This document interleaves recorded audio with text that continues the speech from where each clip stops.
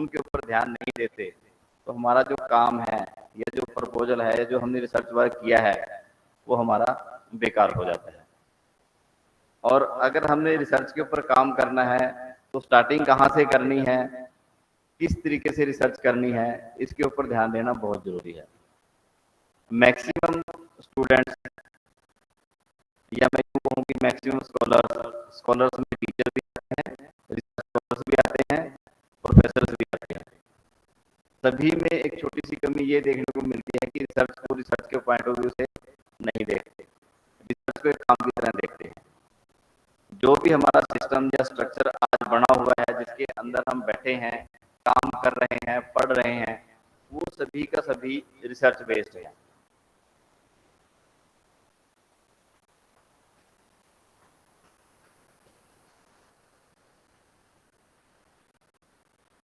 Without research हम कुछ भी नहीं है। अगर हम इस स्ट्रक्चर में हैं या इस करिकुलम की बात की थी ना कि हमने करिकुलम में पार्टिसिपेट किया है या करिकुलम तैयार किया है, उसमें मेरा भी कोई रोल है, कमेटीज में रहा हूं, तो जो करिकुलम आज पढ़ रहे हैं वो उसका बेस भी रिसर्च रहा है। रिसर्च किस तरह की होती है कि अगर हमने करिकुलम बनाया है या पढ़ा है या तैयार किया है या आगे भी इसमें कुछ अमेंडमेंट करेंगे, चेंजेस करेंगे, उसका बेस भी रिसर्च रहेगा। इस एग्जाम्पल को मैंने इसलिए स्टार्ट किया है कि सबसे पहले जब हम काम स्टार्ट करते हैं तो रिसर्च क्या है उसके ऊपर बात करते हैं, रिसर्च को डिफाइन करते हैं। रिसर्च के आगे री तो ऑटोमेटिक लगा हुआ है। इस री का मीनिंग क्या होता है,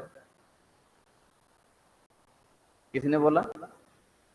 हाँ बता दो, क्या होता है इसका मीनिंग?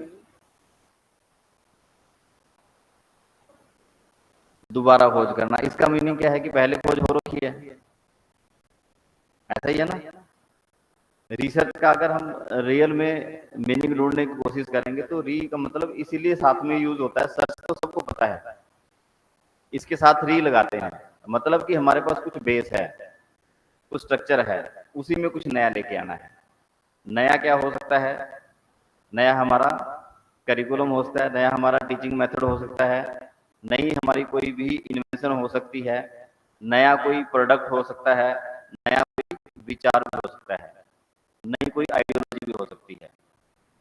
आप रिसर्च करते हैं, गांधी की स्टडी पढ़ते हैं और फिलोसफी पढ़ते हैं, विवेकानंद की फिलोसफी पढ़ते हैं, या फिर किसी और फिलोसफर की या किसी और थिंकर की फिलोसफी को स्टडी करते हैं, वो क्या है? वो भी रिसर्च है ना।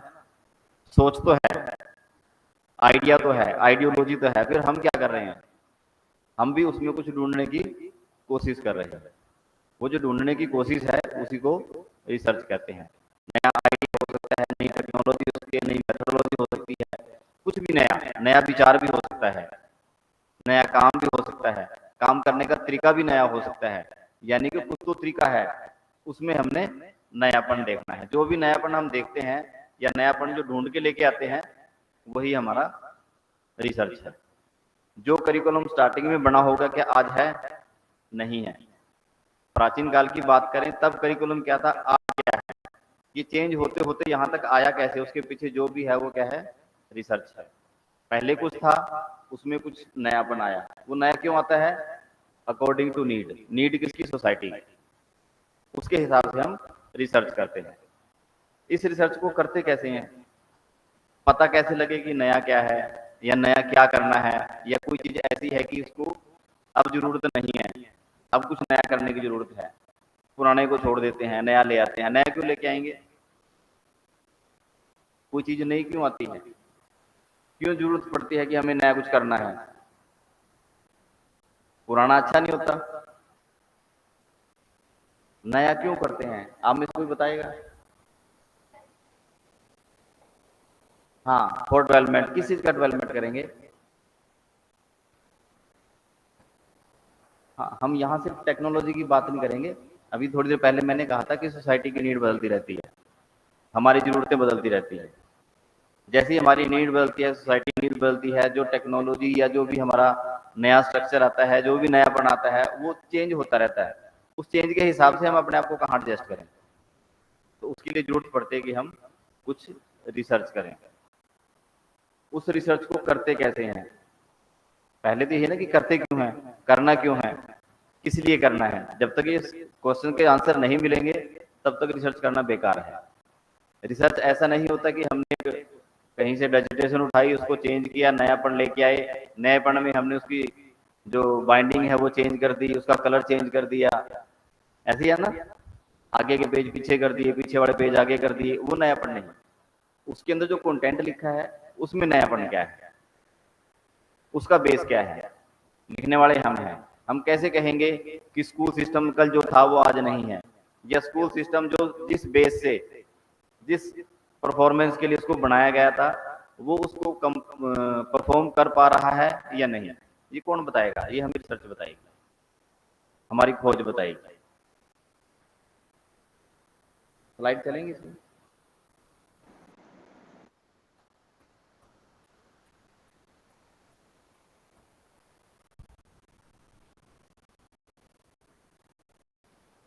मैं बोल दूंगा, वही रोक दे। जैसे बात की है कि रिसर्च प्रपोजल की, सबसे पहले कि रिसर्च प्रपोजल की जरूरत क्यों पड़ती है, रिसर्च प्रपोजल होता क्या है। अगर मैं होता क्या है की बात करूंगा तो क्यों अपने आप आ जाएगा।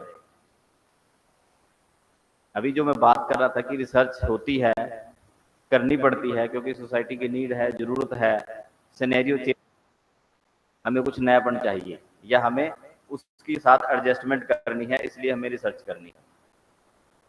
पहले मन में आएगा कि रिसर्च करनी है, फिर दूसरा क्वेश्चन आएगा कि उसके लिए हमें रिसर्च प्रपोजल तैयार करना है। क्योंकि रिसर्च करनी कैसे है उसका पूरा का पूरा सार किसके अंदर होगा, हमारे रिसर्च प्रपोजल के अंदर। जो भी हम डिसर्टेशन, थीसिस या रिसर्च वर्क या प्रोजेक्ट करते हैं, उसको स्टार्ट करने से पहले हमें प्रपोजल तैयार करना पड़ता है। अगर प्रपोजल सही है तो रिसर्च सही होगी, क्योंकि ये एक डायरेक्शन है, एक दिशा है जिसके बेस पे हमने पूरी रिसर्च कंप्लीट करनी है। अगर ये सही नहीं है तो आपकी पूरी रिसर्च बेकार होगी। ये एक रास्ता है।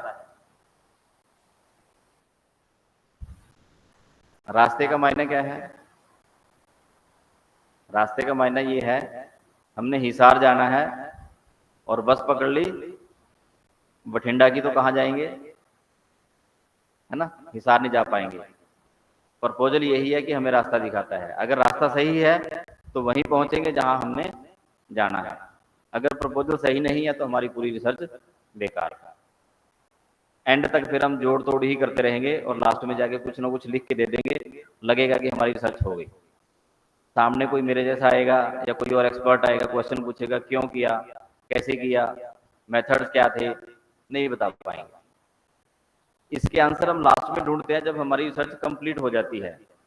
इन क्वेश्चंस के आंसर की, क्यों टॉपिक लिया, टॉपिक का पर्पज क्या था, मेथड क्या था, सैंपल क्या था, क्यों किया, वो सारे क्वेश्चन हमें कहाँ मिलते हैं, रिसर्च प्रपोजल में। अगर यहाँ उनके आंसर नहीं लिए तो लास्ट की जो आपकी डिसर्टेशन होगी वहां रट्टा मार के बोलोगे, उस रट्टे मारे को कोई एक्सेप्ट नहीं करेगा, या फिर आप पकड़े जाओगे कि आपको आज ही ताजा ताजा बातें पता लगी हैं, आज ही आपने काम किया है, इसके अलावा आपने काम नहीं किया। अगर आपने इसके ऊपर काम कर रखा है तो मेरे ख्याल से लास्ट तक आपसे कभी भी कोई भी किसी भी टाइम क्वेश्चन पूछ ले। आजकल तो मेरे ख्याल से एमएड के अंदर भी 3-4 सेमेस्टर के अंदर डिसर्टेशन का काम चलता है। पहले सिनॉप्सिस होगी, फिर रिव्यू होगा, है ना, फिर इंटरप्रिटेशन होगी, लास्ट में ना हमें पहले में आंसर पता होते, ना दूसरे में, ना तीसरे में, लास्ट वर्ड में तो कैसे पता होंगे। ना पता होने का कारण है कि हम यहाँ पे काम नहीं करते। अगर हमने सिनॉप्सिस पे काम कर लिया तो हमें जब मर्जी क्वेश्चन पूछ लो हम बता देंगे। सिनॉप्सिस की इंपॉर्टेंस रिसर्च में सबसे ज्यादा है और मेरे ख्याल से हम सबसे हल्के में सिनॉप्सिस को लेते हैं कि कहीं से भी हमने 2-4 पॉइंट उठाए, कॉपी किए और हमने अपना काम चला लिया, हमें लगता है कि हमारा ये काम कंप्लीट हो गया, जबकि ये काम कंप्लीट नहीं होता। ये काम आपका अधूरा रहता है, अधूरे से भी अधूरा। अगर आपने ये काम सही नहीं किया तो आगे जितने भी काम करोगे, चाहे आपका रिव्यू हो, चाहे आपका मेथडोलॉजी हो, या चाहे इंटरप्रिटेशन हो, या लास्ट में आपका कंक्लूजन हो, इसके बिना कंप्लीट नहीं होगा। अगर आपने इस पे काम नहीं किया, इस पे फोकस नहीं किया, इसको नहीं समझा, तो आगे के जितने भी आपके काम होंगे वो सारे बेकार होंगे। नेक्स्ट, इसमें मैंने एक दो डेफिनेशन लिखी जो रिसर्च की मैं आपको बता चुका हूँ। रिसर्च है क्या? सिस्टमेटिक वे है किसी भी काम को करने का। रिसर्च करते क्यों है वो हम बात कर रहे थे अभी। रिसर्च की जरूरत होती है, बिना रिसर्च के हम कोई काम नहीं करते। घर में भी हमने अपना काम करना होता है तो मेरे ख्याल से हम उसको नाम रिसर्च का नहीं देते, पर घर में जो गृहिणी होती है या घर में जिस आदमी को काम चलाना होता है या घर चलाना होता है, तो मेरे ख्याल से वो हर चीज को एनालाइज करता है, उसके बाद डिसीजन लेता है। ऐसा कोई नहीं है जो बिना डिसीजन के या बिना एनालिसिस के काम करता हो या घर को चलाता हो। जिसने इंस्टीट्यूशन में रहना है, इंस्टीट्यूशन चलाने के लिए भी मेरे ख्याल से कई तरह की कैलकुलेशंस होती है, कई तरह के एनालिसिस है, उसके बाद डिसीजन फाइनल होता है। कई तरीके से सोचा जाता है कि ये काम है, ये अपॉर्चुनिटी है या ये चैलेंज है, उसको ओवरकम कैसे किया जाए। 10 तरीके से काम को सोचा जाता है, फिर किसी एक को हम फाइनलाइज करते हैं। ये हमारा रूटीन मैटर है। आप भी पढ़ने बैठोगे तो कई तरीके से सोचना स्टार्ट करोगे। आपके सामने कोई काम है, यहाँ चाहे वो एग्जाम ही क्यों ना हो, तब भी आप कई तरीके से सोचते हो, सोचने के बाद डिसीजन लेते हो कि हमने इस तरीके से करना है, इस तरीके से करना है।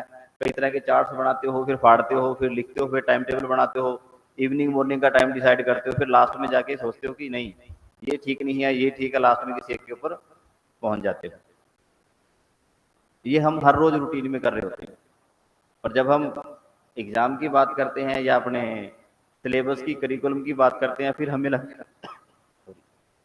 लगता है कि शायद इसमें पता नहीं क्या कुछ अलग है, क्योंकि सिनॉप्सिस या रिसर्च का नाम इतना बड़ा है कि हम इसको बड़ा ही मानते हैं, जबकि ये बड़ा नहीं है।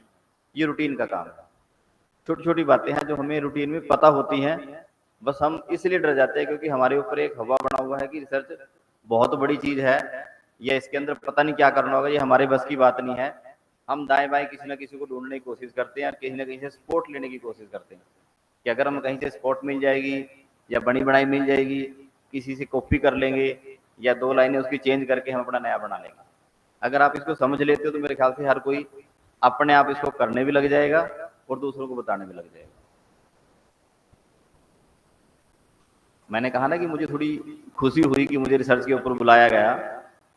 खुशी इसलिए हुई कि हम भी कभी प्रैक्टिकल लेने जाते हैं और वहां से किसी का रिस्पॉन्स नहीं मिलता तो अच्छा नहीं लगता कि रिसर्च जो बहुत इजी है उसको इतना हैवी करके प्रस्तुत किया गया है कि हर किसी को लगता है कि इसका जवाब हम नहीं दे पाएंगे।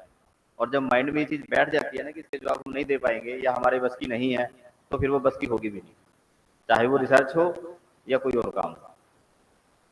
अभी मैं जो बात करूंगा आप लास्ट में मुझे फीडबैक भी देना, और बीच में अगर आपको कुछ लगे तो मेरे से पूछ भी लेना कि सिनॉप्सिस क्या है या सिनॉप्सिस के स्टेप्स क्या हैं, कैसे उनको कंप्लीट करते हैं।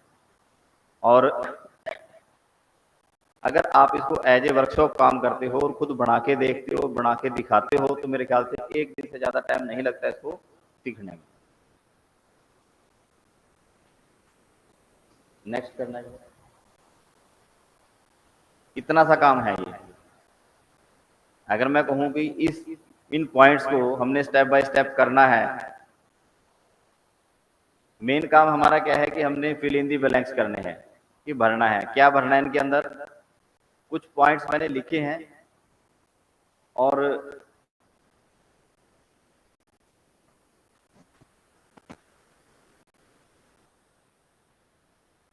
सिनॉप्सिस की जब हम बात करते हैं, रिसर्च प्रपोजल की बात करते हैं, तो इन्हीं पॉइंट्स को जनरली फॉलो किया जाता है। बस रिसर्च में एक जो छोटी और बड़ी बात है कि हम बात करते हैं सिस्टमेटिक। सिस्टमेटिक का मतलब है कि इसके अंदर हमने जो स्ट्रक्चर बना हुआ है उसको चेंज नहीं कर सकते। जो चीज पहले वो पहले रहेगी, जो चीज बाद में है वो बाद में रहेगी। वो स्टेप्स आगे पीछे नहीं कर सकते। क्यों नहीं कर सकते मैं बात करूंगा तो शायद आपको समझ में भी आ जाएगा।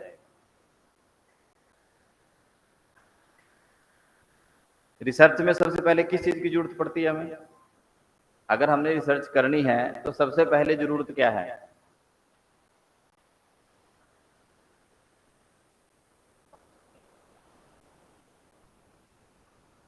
टॉपिक।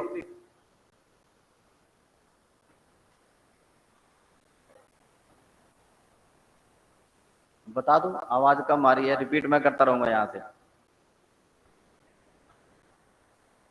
सर्च प्रॉब्लम या फिर टॉपिक। क्योंकि आपने जब एडमिशन लिया होगा और सिनॉप्सिस की बात हुई होगी तो यही कहा गया होगा कि अपने अपने टॉपिक लेके आओ, अपने रिसर्च प्रपोजल सबमिट कराओ, आपकी रिसर्च प्रॉब्लम क्या है। तो हमें लगता है कि सबसे पहले टॉपिक ही आता है। अभी जो मैं बात कर रहा था ना, वही सिंपल सी बात है कि सबसे पहले हमें जरूरत देखनी पड़ती है, किसी काम को करने की जरूरत है कि नहीं, और क्यों जरूरत है ये देखना होता है।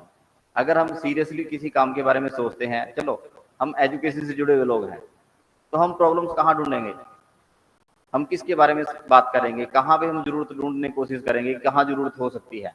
अगर एजुकेशन के लोग हैं तो कहाँ ढूंढेंगे, एजुकेशन सिस्टम में ढूंढेंगे। अब एजुकेशन सिस्टम में क्या क्या चीजें हैं उनके ऊपर काम करेंगे। एजुकेशन में स्कूल भी है, एजुकेशन में कॉलेजेस भी हैं, एजुकेशन में यूनिवर्सिटीज भी हैं, प्री स्कूल्स भी हैं, उन स्कूल सिस्टम में पढ़ने वाले स्टूडेंट्स भी हैं, उनमें पढ़ाने वाले टीचर्स भी हैं, उनमें पढ़ाने के बीच का जो माध्यम है उसको क्या बोलते हैं, मेथोडोलॉजी भी है, टीचिंग मेथड्स भी हैं। वो सारे क्या हैं, हमारे एजुकेशन के पार्ट हैं। उस एजुकेशन सिस्टम को ध्यान में रख के अगर हम सोचते हैं तो मेरे ख्याल से हम कहीं ना कहीं स्कोप ढूंढ लेते हैं, जगह ढूंढ लेते हैं कि ये एक ऐसी जगह है जहां पे हमें काम करना चाहिए। एमएड के स्टूडेंट्स कौन कौन हैं, एमएड के अलावा? ठीक है, अभी एक छोटा सा टास्क देता हूं, आपने एजुकेशन सिस्टम के अंदर कहां कहां प्रॉब्लम्स हो सकती हैं, कहां कहां स्कोप हो सकते हैं, किस बात के ऊपर हमें काम करना चाहिए, रिसर्च नहीं, काम करना चाहिए, वो आपने बताना है। कौन बताएगा? सभी ने बताना है, एक एक। 2-3 मिनट में आप सोच लो, सोचने के बाद बताओ, तब तक आप बताओ।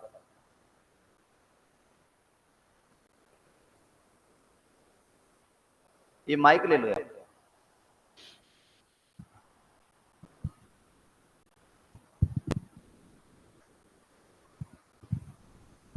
सर 3-4 चीजें हैं जो अभी रिसेंटली ध्यान में आ रही है, जिन पे रिसर्च होना, डिस्कशन होना बहुत जरूरी है। और डिसिप्लिन को लेकर बहुत ज्यादा स्कूल्स के अंदर इस टाइम प्रॉब्लम हो रही है। क्यों? क्योंकि पेरेंट्स जो हैं वो अपने बच्चों को ओवर पैम्पर कर रहे हैं। आपने कुछ भी क्लास में बोल दिया तो उसके बाद में एक बहुत ही बड़ा मतलब सर्कमस्टांस इस तरह से क्रिएट किए जाते हैं कि टीचर्स के लिए बड़ा मुश्किल हो जाता है कि क्या करें।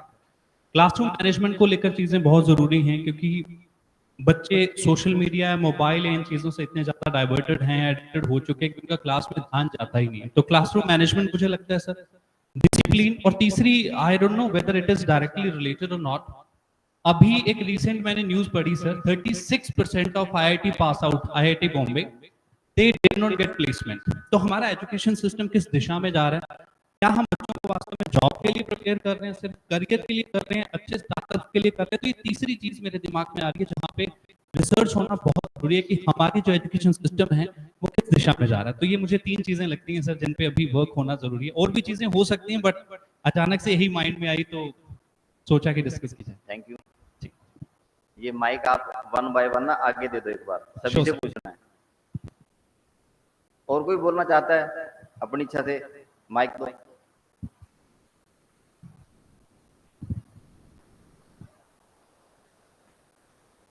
Actually, two problems are there. First, in schools, like cramming system is there. Students are not able to understand the things practically. Teachers make them write some questions and students learn and attempt in the paper. But these must be like content based. Anything can be asked in the school, and after that only they can be able to survive in 10th exams and 12th आप boards. MEd के student हो? Yes. अभी synopsis किया आपने? Yes, sir. या करना है कि कर लिया?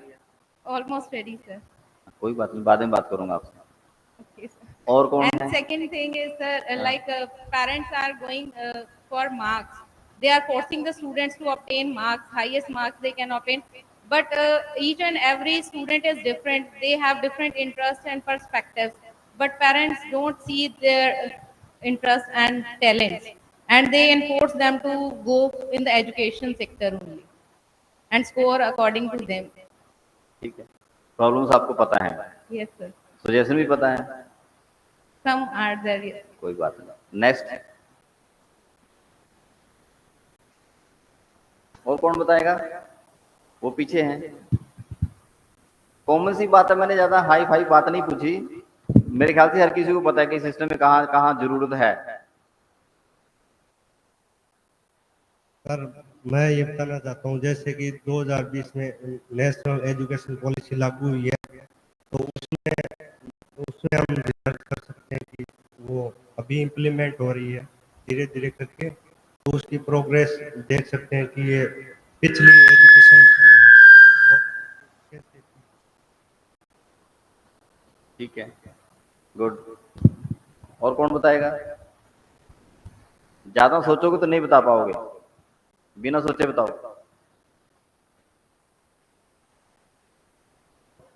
Good afternoon sir. मैंने कहीं ना कहीं नोट किया है कि हम बच्चों को हेल्दी कंपटीशन के लिए प्रिपेयर नहीं कर रहे हैं। जैसे पेरेंट्स से लगा लो, या कहीं ना कहीं उनको बोला जाता है कि आपके मार्क्स उस पर्सन से, उस बच्चे से ज़्यादा आने चाहिए, और उसी के लिए हमने ज़्यादा ट्यूशन्स को प्रेफर किया हुआ है। स्कूल्स में बच्चे जाते हैं और मोस्टली उसी टीचर से बच्चे क्लास में पढ़ रहे हैं, वही टीचर पे उसी टीचर के पास वो ट्यूशन पे जा रहे हैं। तो ये चीज़ क्यों हो रही है? उन टीचर्स के ही इंस्टीट्यूशन हैं, उन्होंने अपने ट्यूशन सेंटर्स खोले हुए हैं, उन्हीं बच्चों को वो स्कूल्स में पढ़ा रहे हैं, उन्हीं बच्चों को ट्यूशन सेंटर्स में पढ़ा रहे हैं। और पेरेंट्स भी जो है इस चीज़ की तरफ ज़्यादा ध्यान नहीं दे रहे हैं। शायद उनको भी चाहिए कि इसी टीचर से 2 बार हमारा बच्चा पढ़ेगा, ट्यूशन पे अलग पढ़ेगा, तो इसके मार्क्स ज़्यादा आएँगे। तो कहीं न कहीं इस चीज़ के बारे में सोचने की नीड है। I think. इसके ऊपर काम करने की जरूरत है। जी सर, बिल्कुल। ठीक है, और कौन बताएगा?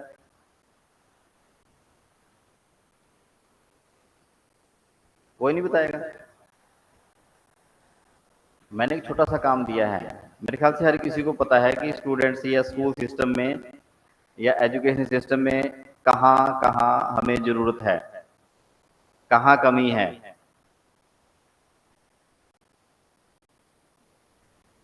कोई बताएगा? हाँ, बेसिकली देयर इज अ होड़, मतलब हम एक भेड़ चाल में चल रहे हैं कि अगर वो स्कूल भी इतना कर रहे हैं तो हमें भी इतना ही करना है। मतलब ये है कि हम बच्चे का पोटेंशियल नहीं देख रहे हैं, हम सबको एक उसी में लेके चल रहे हैं। अब इंडिविजुअलिटी में मतलब सबको नीड्स अलग अलग हैं, बट एक क्लासरूम में क्या होता है कि सबको एक पर्टिकुलर वो दिया जाता है कि आपको सिर्फ यही कंप्लीट करना है और आपको इतनी डेडलाइन है। हम इंडिविजुअलिटी नहीं दे रहे हैं, मतलब उस पर फोकस नहीं कर रहे हैं। ठीक है, चलिए। सर मैं ये कहना चाहूंगी कि शिक्षा का मतलब होता है कि व्यवहार में परिवर्तन, और व्यवहार में परिवर्तन हमारी शिक्षा से नहीं आ रहा है। कि जो बच्चा 100 में से 100 इंग्लिश में ले रहा है, वो भी इंग्लिश में बातचीत नहीं कर पा रहा है, मतलब रट्टाफिकेशन की ओर जा रही है हमारी शिक्षा।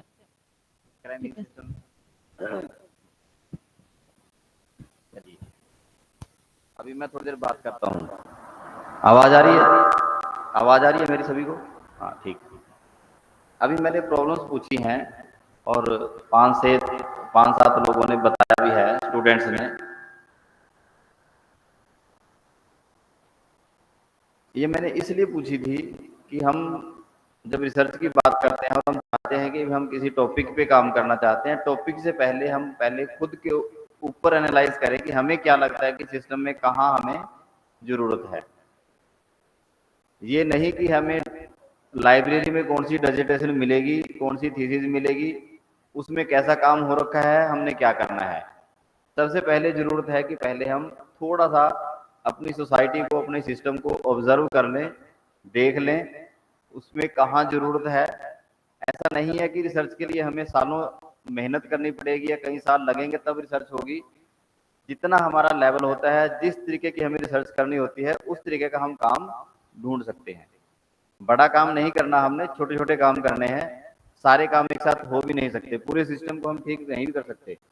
अगर हमें लगता है कि कहीं क्रैमिंग सिस्टम को लेके प्रॉब्लम्स हैं, तो हमारा टारगेट क्या होगा कि हमने क्रैमिंग सिस्टम को इम्प्रूव, खत्म कैसे करना है, रिमूव कैसे करना है, कैसे टीचर्स को इस लेवल पे लेके आना है कि वो क्रैमिंग सिस्टम को हटाएं। यानी कि प्रॉब्लम कहाँ ही हमारी, जो मैं बताने की कोशिश कर रहा हूँ उसको समझने की कोशिश करना। एक बार आप, क्रैमिंग के ऊपर हमने काम करना है, क्रैमिंग को रिमूव करना है या उसको दूर करना है। तो प्रॉब्लम क्या है कि हमारा टीचिंग मेथड ऐसा नहीं है जिससे हम बच्चों को क्रैमिंग से दूर कर सके, या हमने कहीं ना कहीं गलती ये कर दी कि हमारा टीचिंग मेथड हमने ऐसा अडॉप्ट कर लिया जिससे बच्चे क्रैमिंग की तरफ ज्यादा बढ़ रहे हैं। बात क्रैमिंग की है, रिसर्च क्रैमिंग पे करनी है, पर उसके लिए हम क्या कर सकते हैं या कहाँ उसकी जड़ें हैं, कहाँ पे हमें काम करने की जरूरत है, वो जरूरत कहाँ मिलेगी हमें? टीचिंग मेथड्स में। या फिर टीचर की जो टीचिंग कॉम्पिटेंसी है वो हमारी ठीक नहीं है। अब इन चीजों को हमने जोड़ना है। बात तो जनरल है ना क्रैमिंग की, पर उस जनरल को हमने टॉपिक की तरफ कैसे लेके आना है, अपनी रिसर्च की नीड कैसे बनानी है, वहां पे हमने काम करना है। अगर हमें पता है कि हमने क्रैमिंग जैसी बीमारी को दूर करना है या उससे छुटकारा पाना है, बच्चों को हमने उस क्रैमिंग सिस्टम से दूर करना है, तो हमें कहीं ना कहीं टीचिंग मेथड के ऊपर और टीचर्स के ऊपर काम करने की जरूरत है। जब हम टीचिंग मेथड की बात करेंगे तो हमें पता लग जाएगा कि हमें काम क्या करना है। अगर हम टीचिंग कॉम्पिटेंसी की बात करेंगे तो हमें पता लग जाएगा काम क्या करना है। अगर हम टीचर इफेक्टिवनेस की बात करेंगे, टीचिंग इफेक्टिवनेस की बात करेंगे, तो हमें पता लगेगा हमें काम कहाँ करना है। तीसरी बात प्रोफेशनल कमिटमेंट की बात है जी। एक ही बात है, सिर्फ आपने नाम लिया था क्रैमिंग, ये सारी बातें बीच में जुड़ जाएंगी, पर हम सबके साथ काम नहीं कर सकते ना। उनमें से हम कोई एक या दो वेरिएबल को पकड़ेंगे और हमें लगता है कि हम ज्यादा सुटेबल, हमें लगता है कि अगर क्रैमिंग जैसी चीज को हमें दूर करना है, रिमूव करना है, तो हमें टीचिंग मेथड को चेंज करने के ऊपर काम करना चाहिए। तो हमें एग्जिस्टिंग टीचिंग मेथड कौन से हैं इसके ऊपर काम करना पड़ेगा, या कौन से ऐसे टीचिंग मेथड ज्यादा पावरफुल हैं, ज्यादा इफेक्टिव हैं, ताकि हम भी उनको अडॉप्ट करें। या फिर हमने अडॉप्ट तो वही कर रखे हैं पर प्रॉपरली हमने अडॉप्ट नहीं किया उनको, जिस तरीके से उनके ऊपर काम करना चाहिए था नहीं किया। तो हमें एक आइडिया से एक टॉपिक मिलता है कि हमने किसके ऊपर काम करना है, टीचिंग मेथड के ऊपर या फिर टीचिंग कॉम्पिटेंसी के ऊपर।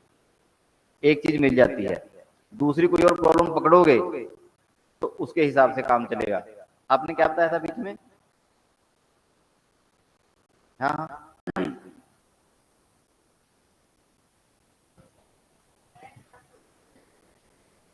ठीक है, मैं समझ गया।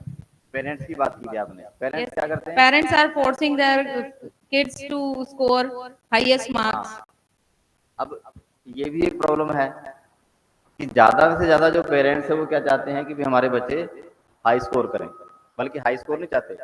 पेरेंट्स ये चाहते हैं कि कोई भी फील्ड हो, हर फील्ड में हमारा बच्चा नंबर 1 आए, चाहे वो गेम की बात हो या फिर कल्चरल एक्टिविटी की बात हो या फिर एजुकेशन की बात हो, पढ़ाई की बात हो। हर पेरेंट्स को लगता है कि मेरा बच्चा दुनिया का बेस्ट बच्चा हो।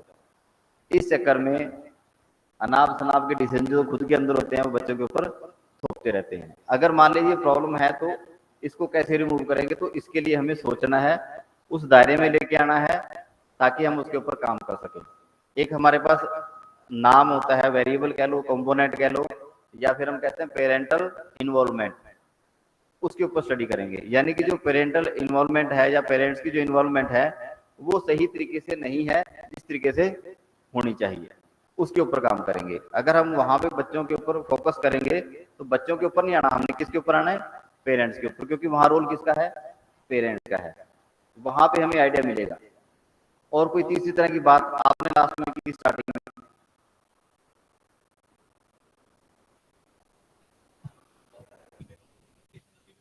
रोड लर्निंग से रेलेवेंट ये कॉन्सेप्ट हो गया कि हम बच्चों को मार्क्स तो दिला रहे हैं, क्या हम उनको मतलब जो रियल टाइम फील्ड जो है उसके लिए क्या हम उसको तैयार कर रहे हैं, फील्ड्स भी तैयार कर रहे हैं, रियल लाइफ जो है क्या उसके लिए तैयार कर रहे हैं, तो उसके लिए हम तैयार नहीं कर पा रहे हैं बच्चों को।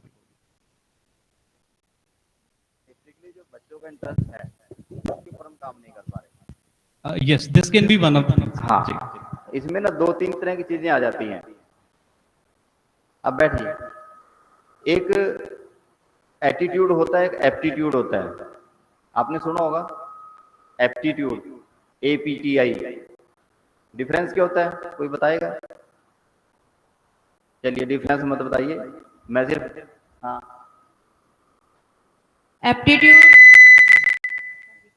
एप्टीट्यूड मतलब रीजनिंग और मैथमेटिक्स जो बेसिक स्किल्स होती हैं उससे रिलेटेड होता है। मतलब जो इंटेलिजेंस हो गया, जैसे रीजनिंग हो गया। एप्टीट्यूड। Yes sir. और एटीट्यूड? एटीट्यूड इज बेसिकली मतलब पर्सनल, आप किसी चीज को कैसे लेते हो, दैट्स अ एटीट्यूड। ये काम कर रहा है। ये बीच बीच में चिक्के मारता है। चलिए, अभी मैंने एटीट्यूड और एप्टीट्यूड की बात इसलिए की है कि जो बेसिकली जब बच्चे स्टडी करते हैं या फील्ड में उतरते हैं तो हर किसी के अंदर ना एक एप्टीट्यूड होता है, अलग अलग बच्चे के इंटरेस्ट के हिसाब से।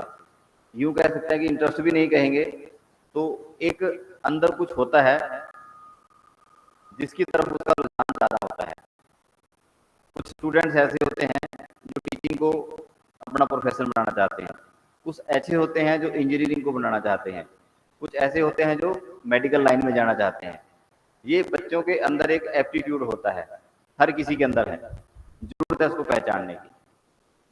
अगर हमने इस पॉइंट व्यू से रिसर्च करनी है तो हमें किसके ऊपर काम करना पड़ेगा? बच्चे के एप्टीट्यूड के ऊपर, एटीट्यूड के ऊपर नहीं, एप्टीट्यूड के ऊपर। जब हम बीएड की बात करते हैं, एमएड की बात करते हैं या टीचर एजुकेशन की बात करते हैं, पहले टाइम में ना एग्जाम हुआ करता था। आजकल नया आईटैप स्टार्ट हुआ है, उसके अंदर भी एक कॉमन टेस्ट होता है नेशनल लेवल पे। उसमें एक पार्ट रखा जाता है टीचिंग एप्टीट्यूड का। अगर इंजीनियरिंग का एग्जाम होगा तो उसमें एक पार्ट रखा जाएगा इंजीनियरिंग एप्टीट्यूड का। इसका मतलब है कि जिसके अंदर जितना ज़्यादा एप्टीट्यूड होगा वो उसके उतने ज़्यादा मार्क्स आएंगे। अगर उस टेस्ट के बेस पे, उस स्कोर के बेस पे हम बच्चों को उसका प्रोफेशन या उसका स्टडी या उसके सब्जेक्ट चूज करने का मौका देते हैं तो वो प्रॉब्लम जो आप बता रहे हो ना, वो रिमूव होगी। यानी कि अगर हमने रिसर्च करनी है तो कहाँ फोकस करेंगे कि इस तरह की दिक्कतें हमें नजर आ रही है तो हम स्टूडेंट्स के एप्टीट्यूड पे काम करेंगे। और आजकल तो मार्केट में मेरे ख्याल से एप्टीट्यूड स्केल भी बने हुए हैं। अलग अलग जो प्रोफेशन है, हर प्रोफेशन के हिसाब से हम टेस्ट रखते हैं। टीचिंग का अलग होता है, उसमें एक पोर्शन होगा उसके अंदर सीए वाला जो कॉमर्स से रिलेटेड होगा, एक पोर्शन होगा उसके अंदर इंजीनियरिंग का, एक होगा मेडिकल लाइन का, एक किसी और प्रोफेशन का। उसमें से जिसमें ज़्यादा स्कोर होगा तो वहाँ बच्चे की जजमेंट हो जाती है, बच्चा उस प्रोफेशन को इजीली लेके इस पर काम कर सकता है या उस फील्ड में आगे बढ़ सकता है। ये बात है जिसके ऊपर हम काम नहीं करते। जरूरत किस चीज़ की हुई? रिसर्च की। अभी जो बात कर रहा था ना, पता तो है हमें पर काम करना है। काम कैसे करेंगे? जब तक हमें वो क्लैरिटी नहीं मिलेगी, जब तक वो चीज़ें क्लियर नज़र नहीं आएंगी, तब तक काम नहीं करेंगे। जिसको यूँ कह सकते हैं कि देसी भाषा में तो हमें पता है कि प्रॉब्लम कहाँ है, उसको रिसर्च के पॉइंट व्यू में कैसे लेके आएँ। पर पहले देसी वाला जो नेचुरल है वो तो हमें पता हो ना, उसके बाद फिर किसी एक्सपर्ट की जरूरत पड़ती है कि हाँ ठीक है, कोई प्रोफेसर राजकुमार आएंगे या कोई हमारा टीचर होगा, उससे पूछेंगे कि सर मेरे माइंड में ऐसा कुछ चल रहा है, इस पे काम करना है, काम कैसे करें, इस पे प्रपोजल कैसे बनाएं, तो हम निकाल के आपको दे देंगे। जैसे मैंने 3-4 निकाल के दिए ना अभी, फिर हम दे देंगे, फिर हम आपको बता भी देंगे, क्योंकि काम वही है जो आपके मन में है। अब वही बात आ गई ना, रिसर्च एप्टीट्यूड वाली बात। अब मन में होगा तो उस पर ज़्यादा बेटर काम करोगे, या जो कॉपी करके करोगे उस पर ज़्यादा बेटर काम करोगे? बेटर काम उसी पे होगा जो आपके खुद के मन में है, जो आपने सोचा है कि इसके ऊपर हमने काम करना है। सिनॉप्सिस से पहले जरूरत है कि हम सिनॉप्सिस बनाएं किसके ऊपर, मैं उसके ऊपर बात कर रहा था। अगर आप लोगों के मन में कुछ है, आप सोचते हो, देखते हो, वो नजरिया रखते हो, वो सोच रखते हो, तो फिर हम आगे की बात कर सकते हैं। अब हमने जो भी 2-4 एग्जाम्पल लिए हैं उनके ऊपर बात की है, ये आपको समझ में आया कि हमने काम करना तो पहले किसके ऊपर फोकस करना है ना? वहां जो चीज हमें मिलेगी उसके बाद हम यहाँ पे आएंगे। जब यहाँ आएंगे तो फिर एक नया चैप्टर स्टार्ट होगा। हम किसकी बात कर रहे हैं? चलो हम टीचिंग मेथड की बात करते हैं, सबसे इजी है। हमने टीचिंग मेथड पे काम करना है।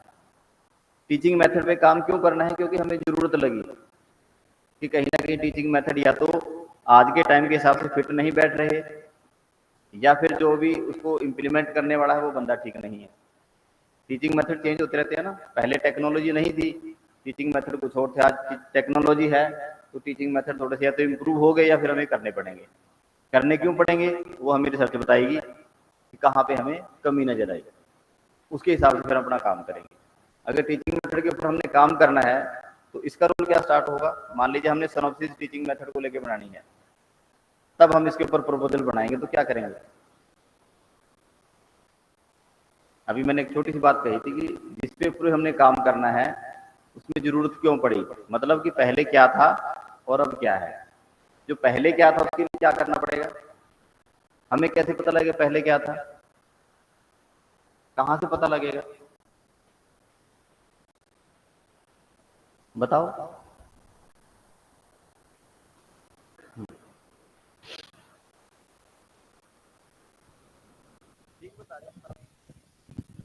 जो ऑलरेडी रिसर्च वर्क हो चुका है उसको हम एनालाइज करेंगे कि what research has already been done और उसमें हम और क्या इम्प्रूव कर सकते हैं। ठीक है, थैंक यू। जब हम किसी भी प्रॉब्लम को लेके काम करना चाहते हैं, पहले हमने उसमें से वो चीज़ निकाली जिसके ऊपर हमने बेसिकली काम करना है। अब हमारा दूसरा काम क्या होगा कि उसके ऊपर क्या काम हो रखा है, क्या नहीं हो रखा, ये हमें कौन बताएगा? या तो हम खुद कहीं ना कहीं लाइब्रेरी में जाएंगे, है ना, कोई आर्टिकल पढ़ेंगे, कोई जर्नल पढ़ेंगे, या फिर हम क्या कहते हैं, रिव्यू एक नाम देते हैं हम। रिव्यू का मीनिंग क्या होता है कि हमने कुछ आर्टिकल्स या कुछ पेपर्स, रिसर्च पेपर्स जो उससे रिलेटेड कहीं ना कहीं काम हो रखा है, उनको हमें पढ़ना होता है। उनके पढ़ने का फायदा क्या होगा? अभी जो मैं छोटी सी बात बता रहा था कि पहले जो भी काम हो रखा है, अभी ऐसी क्या प्रॉब्लम थी और ऐसा क्या नयापन हमने उसके अंदर से निकाल के लेके आना है। हम चाहते हैं कि हम टीचिंग मेथड ऐसा नहीं, ऐसा बना देंगे तो ज़्यादा बढ़िया रिजल्ट आने स्टार्ट हो जाएंगे। अब जब हमने उस सोच के साथ हमने कंप्यूटर पे, इंटरनेट पे सर्च करना शुरू किया, तो हमें पता लगा जो हमने सोचा था वो तो किसी ने पहले से रिजल्ट निकाल के दे रखे हैं। फिर हमने क्या किया कि हमने 2-4 और निकाल के देखे। जब वो निकाल के देखे तो हमें लगा कि इनमें कुछ कहीं कहीं स्कोप है कि इन्होंने जो किया उससे अलग हम क्या करें। वो हमें एक ब्रीफ हिस्ट्री बनानी पड़ती है, छोटा सा नोट बनाना पड़ता है। वो नोट कहाँ से बनेगा? रिव्यू से। वो जो रिव्यू है, वो जो हम ढूंढते हैं इंटरनेट पे, रिसर्च पेपर्स ढूंढते हैं, आर्टिकल्स ढूंढते हैं। पहले जमाने में क्या होता था कि लाइब्रेरी में जाना पड़ता था, जर्नल्स की कॉपी घर मंगवानी पड़ती थी। हर कोई नहीं मंगवाता था, प्रोफेसर लोग मंगवाते थे तो उनके घर जाना पड़ता था। वहाँ ढूंढते थे, देखते थे, फिर उसमें से कहीं सर्च करते थे कि कहीं ऐसा तो नहीं कि जो मैंने सोचा है, जिस तरीके से मैं काम करना चाहता हूँ या चाहती हूँ, वो कहीं किसी ने पहले से कर तो नहीं लिया। अगर कर लिया होगा तो फिर आपने क्या किया? कर लिया होगा इसका मतलब ये नहीं कि हम नहीं करेंगे, करेंगे हम भी, फिर हम अपना थोड़ा सा तरीका बदलेंगे। अगर उसने इस तरीके से काम किया तो मैं इस तरीके से नहीं करूँगा, मैं इस तरीके से करूँगा, क्योंकि हमने तो कुछ नया करना है ना। पुराना हमने ढूंढना है कि पुराना पहले क्या कर रखा है। उस पुराने को ढूंढने के लिए हमें रिव्यू करना पड़ता है। अगर हमने पुराना ढूंढ लिया तो नया करने का हमें रास्ता मिल जाएगा, पुराने से हमारा पीछा छूट जाएगा। उस पुराने से पीछा छुड़ाने के लिए हमने रिव्यू करना है। रिव्यू भी 2 तरह के होते हैं। एक रिव्यू हम टॉपिक ढूंढने के लिए करते हैं, एक रिव्यू टॉपिक ढूंढने के बाद करते हैं। टॉपिक ढूंढने से पहले हम करते हैं कि हमें कोई अच्छा सा टॉपिक मिल जाए, कोई रास्ता मिल जाए कि किस तरह का हमने काम करना है। उसके बाद जब हम करते हैं तो हमें क्या मिलता है कि हमें ये तो पता लगे कि हमने टीचिंग मेथड पे काम करना है। अब हमने ये देखना है कि टीचिंग मेथड पहले ऑलरेडी किस तरह के काम हो रखे हैं, उसमें हमारा नयापन क्या होगा। क्योंकि हमने रिसर्च को स्टार्टिंग में डिफाइन किया था कुछ भी नया आइडियोलॉजी भी होती है, नया मेथड भी होता है, नया प्रोडक्ट भी होता है। तो नया हम क्या करेंगे, उस नए को करने के लिए हम रिव्यू करते हैं। जो रिव्यू किसी थीम को डिसाइड करके किया जाता है या जिसके ऊपर हमने काम करना है उसको ध्यान में रख के किया जाता है, उसको रिव्यू ऑफ रिलेटेड लिटरेचर बोलते हैं। उससे पहले तो रिव्यू हम किसी भी चीज़ का कर सकते हैं, कोई भी लिटरेचर पढ़ सकते हैं, पर यहाँ वर्ड हम क्या यूज करते हैं? Review of related literature. ये अब हमारा रिलेट करता है किससे? जिसके ऊपर हमने काम करना है, जिस टॉपिक पे, जिस रिसर्च पे हम काम करना चाहते हैं, जिस प्रॉब्लम पे हम काम करना चाहते हैं, उसमें पहले क्या काम हो रखा है वो हमने ध्यान रखना है। तो बातें बताइए, एक टॉपिक कैसे निकलता है और दूसरा रिव्यू कैसे करते हैं। ये समझ में आएगा कि कोई बात करनी है आप लोगों ने? कोई भी बात पूछ सकते हैं, सिंपल वे में और बात ना करके।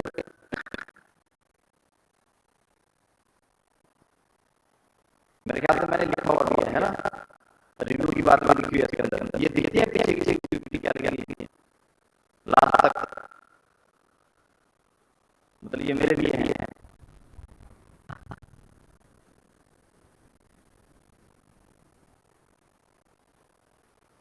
मैंने रिव्यू की बात की है। रिसर्च गैप है। इसका मतलब है कि अगर मैंने रिव्यू किया है तो जिस पेपर मैं काम करने जा रहा हूँ उसमें और जो मैंने नया करना है उसमें कहाँ गया है कि मैंने नया क्या करना है और मैंने यहाँ जस्टिफाई करना होता है। उसका बेस क्या होगा? मेरा रिव्यू कहाँ से ढूंढते हैं? हमने इंटरनेट से। पहले लाइब्रेरी में जाते थे, किसी जनरल के पास जाते थे, जनरल ऑनलाइन या ऑफलाइन मंगाया करते थे। ऑनलाइन पहले होता नहीं था, बाय पोस्ट मंगाते थे, वो किसी टीचर के पास या प्रोफेसर के पास से मिलता था या जो कोई रिसर्च से जुड़ा हुआ था उसके पास आता था। आजकल तो इंटरनेट में बहुत सारी फैसिलिटी है, वहाँ से मिल जाते हैं। उसमें फिर हमने इतना ही देखना होता है कि जो हम काम कर रहे हैं और जो पहले काम कर रहे हैं उसमें अलग क्या है, हम करने जा रहे हैं। सिर्फ इतनी बात हम इसके अंदर बताना चाहिए। लेटेस्ट 4-5 आर्टिकल अगर पढ़ लेते हैं तो मेरे ख्याल से हम इस बात को जस्टिफाई कर पाते हैं कि मैंने अपना काम क्यों करना है, इतना इसका रोल होता है। बाकी डिटेल में जब हम रिसर्च करते हैं उसके ऊपर काम करते हैं, फिर हमने पूरी रिसर्च करनी होती है, पूरा रिव्यू रिलेटेड तैयार करना होता है लिटरेचर। जब हमारे पास रिव्यू आ जाता है, रिव्यू के बाद हम जस्टिफाई करते हैं, जो मैं शुरू से बता रहा था कि हम क्यों किसी टॉपिक के ऊपर या किसी प्रॉब्लम के ऊपर काम करना चाहते हैं, वो जस्टिफाई हमें करना है। उसकी नीड क्या है, उसकी इम्पोर्टेंस क्या है। अगर मैंने खुद डिसाइड किया है और मुझे पता है कि मैंने फलां प्रॉब्लम के ऊपर काम करना है तो मेरे ख्याल से जस्टिफिकेशन तो नहीं तैयार होगी। अगर मुझे नहीं पता कि मैंने क्यों करना है तो जस्टिफिकेशन नहीं बनेगी, फिर जस्टिफिकेशन होगी बड़ी होगी। और अगर आपको पता है कि क्या काम क्यों करना है तो वो जस्टिफिकेशन अपना खुद की होगी, जो आपके अंदर से निकलनी पड़ेगी। क्योंकि मुझे लगता है कि क्राइम सिस्टम बढ़ रहा है, क्राइम में बड़ा ये जाता है, साइड इफेक्ट ये हैं, तो इसलिए हमें लगता है कि हमें इस तरह की चीज के ऊपर काम करना चाहिए कि सिस्टम को इसमें से निकाला जाए। तो वो रिव्यू का जो रिव्यू के बाद जस्टिफिकेशन है वो अपने आप हो जाएगा। जस्टिफिकेशन के लिए हमें कहीं से लाइनें ढूंढने की जरूरत नहीं होती, जस्टिफिकेशन हमारे पास आ जाता है। जिस दिन हम टॉपिक ढूंढते हैं, जब हम ये पूछते हैं कि हम इस पर काम क्यों कर रहे हैं या टॉपिक क्यों लिया या इस वेरिएबल के ऊपर स्टडी क्यों करना, इस प्रॉब्लम के ऊपर स्टडी क्यों करना, वही उसका जस्टिफिकेशन होता है। अगर कोई पूछता है कि आपने ये टॉपिक क्यों लिया, क्या मतलब आपसे जस्टिफिकेशन नहीं मांग रहा है कि आप जस्टिफाई करो कि इसके ऊपर काम क्यों करना चाहते हैं। वो जनरली भाषा में आपके खुद के विचार होने चाहिए, ना कि किसी बुक के या किसी नोटबुक के कहीं से उठा के हमें पेस्ट किए होना चाहिए। जब हम जस्टिफाई करते हैं तो हम अपने स्टेटमेंट में ऊपर आते हैं। अभी मैंने प्रॉब्लम की बात की कि प्रॉब्लम क्या है, उसी से रिलेटेड हमने रिव्यू ढूंढ लिया। हमने रिलेटेड जो हमने प्रॉब्लम आइडेंटिफाई की है कि हमारा क्राइम सिस्टम को हमने रिव्यू करना है, उससे रिलेटेड हमने किसके ऊपर काम करना है, टीचिंग मेथड के ऊपर। अब हमें यहाँ स्टेटमेंट बनानी है। वो स्टेटमेंट किस तरह की बनेगी कि जब हम कोई टॉपिक लेते हैं तो उसको नामकरण करते हैं, एक स्टेटमेंट देते हैं, फिर हम लिखते हैं study of this and that. जो नामकरण होगा वो क्या होगा, सिनॉप्सिस में काम किसने किया, तकरीबन आप लोगों ने कर रखा है ना, कोई एक नाम था आपने? हाँ बताओ।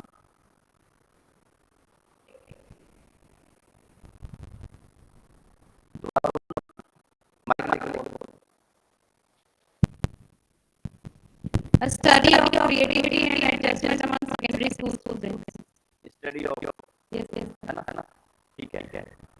इन्होंने जैसे कहा ना मैंने कि अभी तो हमने सिर्फ बात की थी। अगर मान लें पहले ये रिव्यू करेंगे इसके ऊपर करेंगे क्रिएटिविटी के ऊपर, रिव्यू करेंगे इसके ऊपर करेंगे एडजस्टमेंट के ऊपर।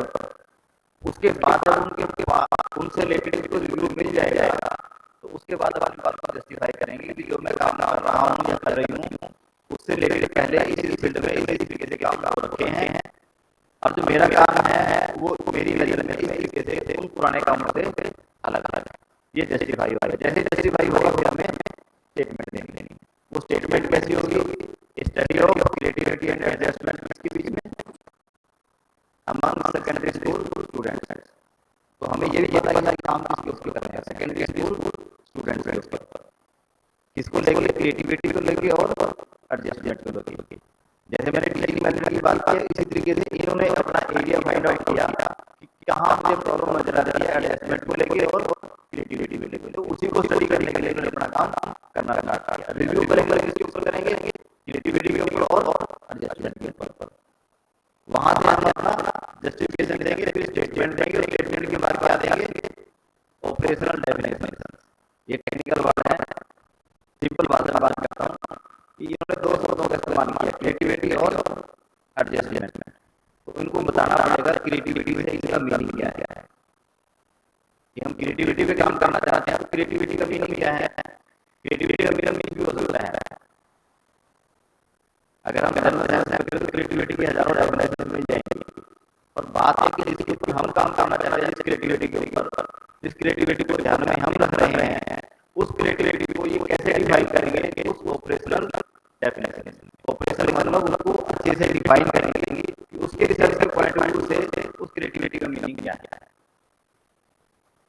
अब क्रिएटिविटी तो छोटे बच्चों की है, क्रिएटिविटी स्कूल स्टूडेंट्स में भी है, क्रिएटिविटी हायर एजुकेशन स्टूडेंट्स में भी है। हम कहाँ की क्रिएटिविटी की बात कर रहे हैं, किस तरह की क्रिएटिविटी की बात कर रहे हैं। दूसरी बात एडजस्टमेंट। एडजस्टमेंट कई तरह की है, जो बच्चे हॉस्टल में रह रहे हैं उनकी भी एडजस्टमेंट है, जो बच्चे स्कूल में पढ़ते हैं उनकी प्रॉब्लम है, जो बच्चे को एजुकेशन में पढ़ते हैं उनकी भी एडजस्टमेंट की प्रॉब्लम है, जो बच्चे रेजिडेंशियल स्कूल में रहते हैं उनकी भी एडजस्टमेंट की प्रॉब्लम है। इनकी कौन सी एडजस्टमेंट की प्रॉब्लम है, कैसे बताएंगे। वो जो मैंने कहा ऑपरेशनल डेफिनेशन, ये उसमें डिफाइन करेंगे कि जो इनकी एडजस्टमेंट है वो कौन से बच्चों की है और किस लेवल की है, किस तरह की एडजस्टमेंट की बात, या किस तरह की एडजस्टमेंट के लिए ये रिसर्च करेंगे। मुझे नहीं लगता इसलिए हमें कहीं से कट कॉपी करनी चाहिए। अगर कहीं से कट कॉपी करेंगे तो ये एडजस्टमेंट करें सेकेंडरी स्कूल स्टूडेंट्स की, और कहीं से आपने कॉपी करनी वो चीज एडजस्टमेंट किसी हॉस्टल की, तो वो गलत होगा कि ठीक होगा, वो तो टोटली गलत हो जाएगा। अगर उसको ठीक करना है तो हमें समझना पड़ेगा कि वो जो एडजस्टमेंट की बात कर रहे हैं वो कौन सी एडजस्टमेंट की बात कर रहे हैं। वो जैसे स्टेटमेंट देते हैं उसके लिए हमें डिफाइन करना पड़ता है। मेरी एडजस्टमेंट ये, मेरी एडजस्टमेंट में मेरी रिसर्च मीनिंग ये है।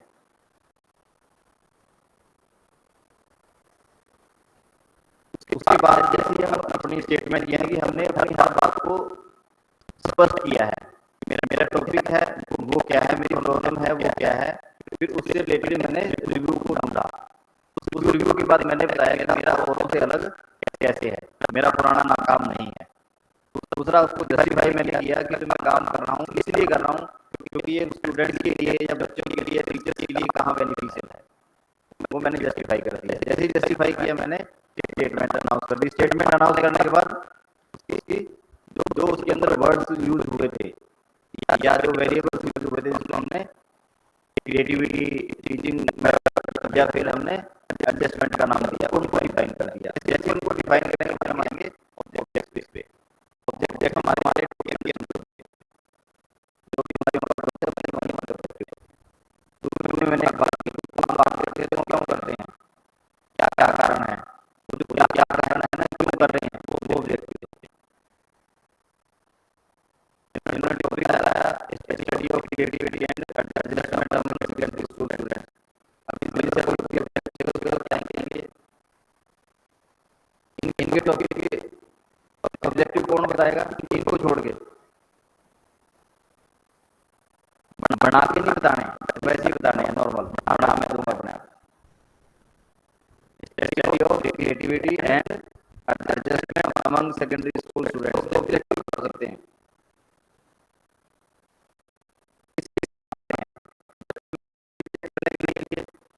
दूसरा बच्चों की एडजस्टमेंट करने के लिए, और तीसरा क्या हो सकता है, बता दो।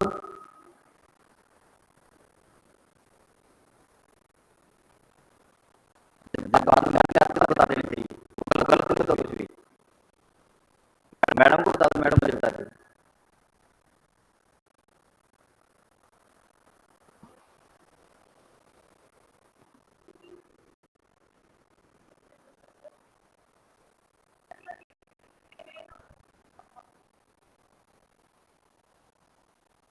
घबरा क्यों रही है उसके अंदर,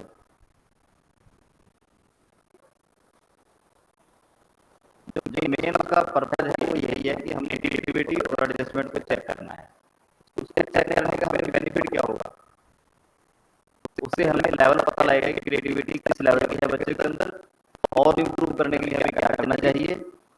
हमें ये पता लगेगा कि बच्चों की एडजस्टमेंट किस लेवल की है, और बेटर एडजस्टमेंट के लिए हमें क्या करना चाहिए। वो सजेशन कब देंगे, हम स्टडी की बात ही देंगे ना, क्योंकि हमें कहीं लगा कि बच्चों में क्रिएटिविटी की दिक्कत है या क्रिएटिविटी चेक करनी चाहिए, जिस लेवल की चाहिए उस लेवल की है कि नहीं चेक करेंगे। दूसरा हम एडजस्टमेंट चेक करेंगे। अगर एडजस्टमेंट में प्रॉब्लम आती है तो हम एडजस्टमेंट करेंगे ना, ये तो रिसर्च का काम है। पहले हमें क्या करना पड़ेगा, उसकी क्रिएटिविटी और एडजस्टमेंट चेक करनी पड़ेगी। ये मेन पर्पज होता है। इसके अलावा जो पर्पज आप लोग बनाते हैं वो मैं और बता देता हूँ। आप लोग क्या बनाओगे, गवर्नमेंट प्राइवेट के बच्चों की एडजस्टमेंट, गाँव वालों की शहर वालों की बच्चों की क्रिएटिविटी, और क्या बनाओगे, गर्ल्स और बॉयज की एडजस्टमेंट, गर्ल्स और बॉयज की क्रिएटिविटी। ये अदर देन है। मेन क्या है कि हमने बच्चों की क्रिएटिविटी और एडजस्टमेंट चेक करनी है। ये अदर देन है, ये जरूरी है कि नहीं, किसी भी ग्रुप में हम अपने सैंपल को डिवाइड करते हैं, पॉपुलेशन को डिवाइड करते हैं, वो डिपेंड करता है कि क्या क्रिएटिविटी बॉयज और गर्ल अलग अलग हो सकती है कि नहीं। अगर आपको लगता है कि बॉयज गर्ल की क्रिएटिविटी या एडजस्टमेंट अलग अलग हो सकती है तो ग्रुप बनाया जा सकता है। अगर आपको लगता है कि बॉयज और गर्ल की एडजस्टमेंट की प्रॉब्लम अलग अलग नहीं है, कॉमन है, तो ग्रुप नहीं बनाया जाएगा। अगर आपको लगता है कि गवर्नमेंट की बच्चों की एडजस्टमेंट अलग है, प्राइवेट की अलग है, तो ग्रुप बनाया जा सकता है। अगर अलग नहीं है तो नहीं बनाएंगे। कई बार हम क्या करते हैं कि स्कूल जो सैंपल में स्कूल लेते हैं वो ब्लॉक्स के ले लेते हैं, उसमें शहर नहीं होता। कालावाड़ी ले लिया हमने, चोपड़ा ले लिया हमने, है ना, और फिर उसके अंदर क्या बनाएंगे, रूरल अर्बन। उसमें रूरल कौन सा होगा, कौन कौन सा होगा, नहीं पता। डिपेंड करेगा ना आप किस तक का एरिया है, पॉपुलेशन कहाँ है। हमने गवर्नमेंट प्राइवेट बना दी, गवर्नमेंट में और प्राइवेट में अगर आपको डिफरेंस नजर आता है उस पर्टिकुलर प्रॉब्लम को लेके, तो आप उसको अलग अलग करो। अगर आपको लगा है कि आपने सिर्फ गवर्नमेंट स्कूल पे ही काम करना है, तो फिर आप टॉपिक में भी मेंशन कर सकते हो कि study of creativity and secondary school students among senior secondary school of government school. पहले हमने करनी है, ये स्टेटमेंट का पार्ट है। फिर हमने ऑब्जेक्टिव पे आना है। ऑब्जेक्टिव के बाद क्या करते हैं, हम हाइपोथेसिस फ्रेम करते हैं। हाइपोथेसिस क्या होती है,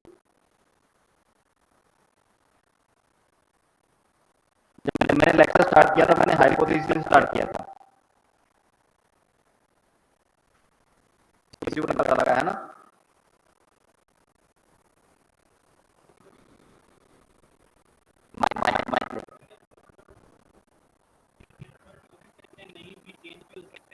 But some research has been done about it.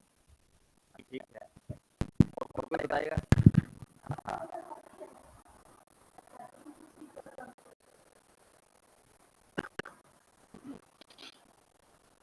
assumptions क्या होती है, तो जो हमने अज्यूम किया है, assumptions हैं हमारे। assumptions जो है ना थोड़ी सी हाइपोथेसिस से अलग होती है, मैं बताऊंगा अभी।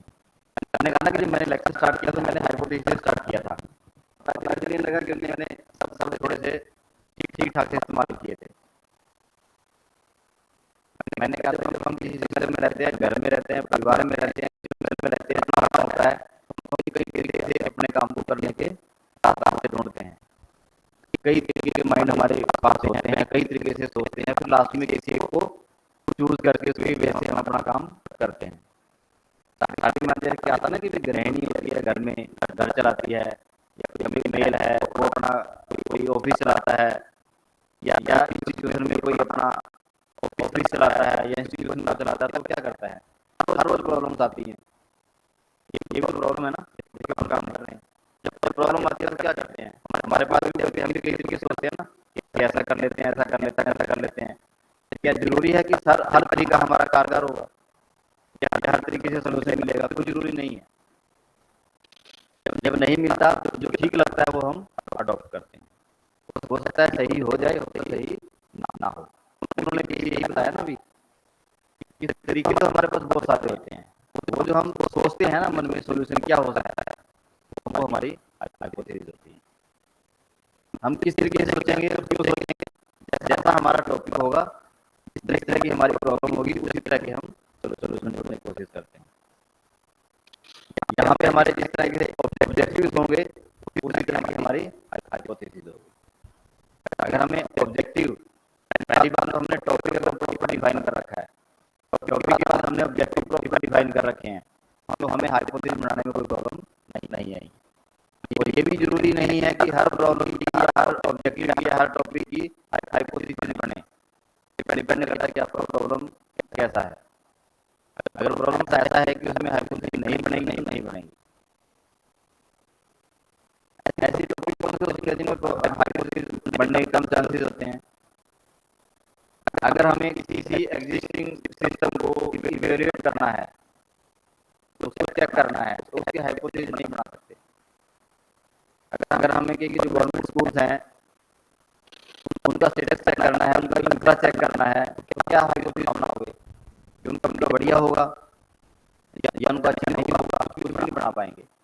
वो हम वहाँ जाके ही पता लगाएंगे कि वहाँ की जो फैसिलिटीज हैं वो कैसी हैं, सही है कि नहीं। अगर तो हमारा इस तरह का है जिसमें हमने इवैल्यूएट करना है सिस्टम को, तो वहाँ पे हाइपोथेसिस बनने के चांसेस कम होते हैं।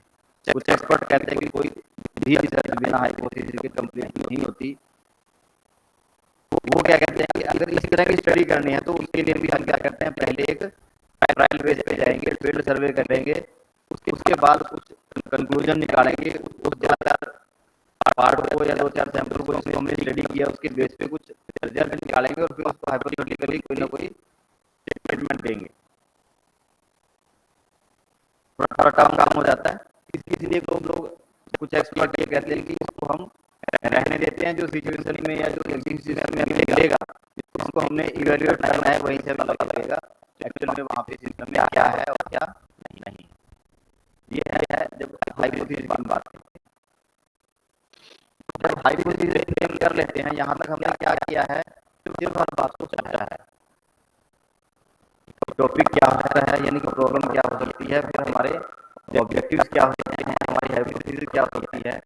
जब हम यहाँ तक अपने मन में फ्रेम कर लेते हैं, उसके बाद टाइम किसका होता है, एग्जीक्यूशन का, एग्जीक्यूट करना होता है। क्योंकि हमने वो अपनी हाइपोथेसिस फुलफिल करनी है, अपने ऑब्जेक्टिव फुलफिल करने हैं, जो टॉपिक या प्रॉब्लम का मेन टारगेट है उसको कंप्लीट करना है।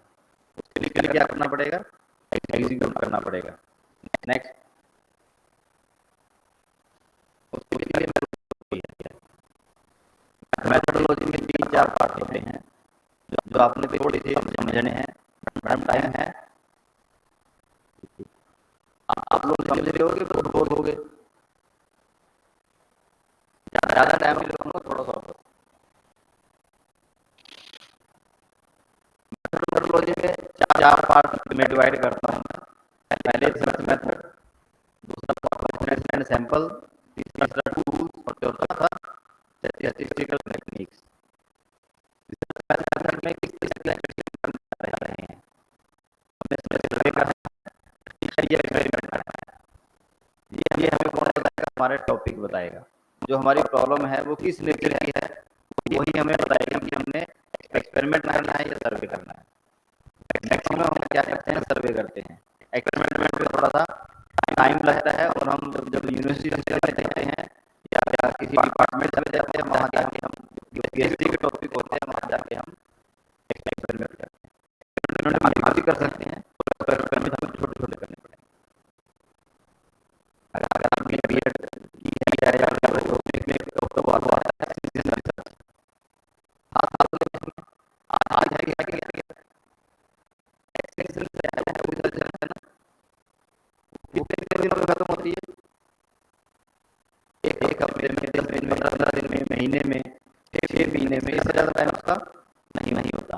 प्रोसेस यही होता है, नाम ही एक्सेल रिसर्च है ना, प्रोसेस यही होता है। और एक्सेल रिसर्च हम एक झटके में कर लेते हैं और हमें पता भी नहीं लगता। ये बात हो रहा है कि हम लोगों ने करनी छोड़ दी। एक्सेल रिसर्च किस लिखने की है बीएड में, सर्टिफिकेट किसने मारे हैं एक्सेल रिसर्च पे, ग्राइबिंग तो करना है ना, और कुछ भी हम ग्राइबिंग करके पास कर रहे होते हैं। एक्सेल का यही होता है। अभी किसी बात उठाई थी डिसिप्लिन की, स्कूल में डिसिप्लिन से प्रॉब्लम बहुत है। ये जो प्रॉब्लम है ना, इसको हम एक्सेल से रिमूव करते हैं। हम प्रॉब्लम का आइडेंटिफाई करते हैं, ऑब्जेक्टिव बनाते हैं कि हमारा ऑब्जेक्टिव क्या होगा। अगर डिसिप्लिन प्रॉब्लम को दूर करना, इसके लिए क्या करेंगे, कई तरीके से सोचेंगे, है ना। डंडा लेके आए या क्लास से बाहर करें, या प्रिंसिपल को कंप्लेंट करें, या पेरेंट्स को बुलाएं, या बच्चे को समझाएं। सब लोग तो नहीं कर सकते ना, कई तरीके से हम सोचते हैं। क्लास में किसी एक को जो हमें ठीक लगता है, अपने विवेक से काम करते हैं, उस हाइपोथेसिस के ऊपर काम करते हैं, और 10-15 दिन 30 दिन के बाद रिजल्ट को एनालाइज भी कर लेते हैं कि हमारा डिसिप्लिन ठीक हुआ कि नहीं हुआ। ये तो वही हुई ना, वो जो स्टार्टिंग में बात की थी। कोई भी काम करते हैं, हर किसी को हम सोचते हैं, एनालाइज करते हैं, और फिर बहुत तरीके से सोचते हैं, किसी पे हम काम करते हैं। काम कैसे करते हैं, वो एग्जीक्यूशन की जो बात है ना, वो इसके अंदर है। ये हमारे रिसर्च में क्या है, इस तरह की रिसर्च हम कर रहे हैं। उसके बाद आता है पॉपुलेशन और सैंपल। सबसे बड़ा जो क्वेश्चन है वो पॉपुलेशन का है और सैंपल का है, जिसको हम सीरियसली नहीं लेते। और मैं कहीं से रिसर्च स्टार्ट कराता हूँ या करता हूँ, तो पहले बच्चों से एक क्वेश्चन पूछता हूँ, पॉपुलेशन के बारे में बताओ, फिर सैंपल की बात करेंगे। पॉपुलेशन के बारे में आप कोई बताएगा पॉपुलेशन क्या होती है? एक तो पॉपुलेशन जो हमें दिखती है, हम लोग पॉपुलेशन का पार्ट है। एक रिसर्च के पॉइंट ऑफ व्यू से पॉपुलेशन क्या है। एक टॉपिक इन्होंने बताया था, ये भी उसी का नाम लेता हूँ, study of creativity and adjustment among secondary students. इससे पॉपुलेशन क्या है, कौन बताएगा? सेकेंडरी स्कूल स्टूडेंट्स की बात की, सीनियर की बात की नहीं। आप बताओ, आपकी पॉपुलेशन क्या है? All schools, like whether these are government schools or private schools, or urban or rural, whether they are boys or girls, all are included in population. And the sample we do population. District sir. The district. आपको क्या लगता है?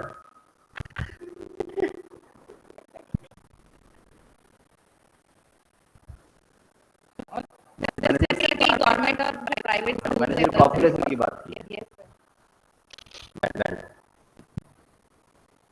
सबसे बड़ा question है, इसी को seriously समझना है। आधे से ज्यादा रिसर्च हमारी यही हो जाती है। अगर हमें पॉपुलेशन पता है, पॉपुलेशन में इन्होंने कहा secondary school students, secondary school students कहाँ पूरे इंडिया में?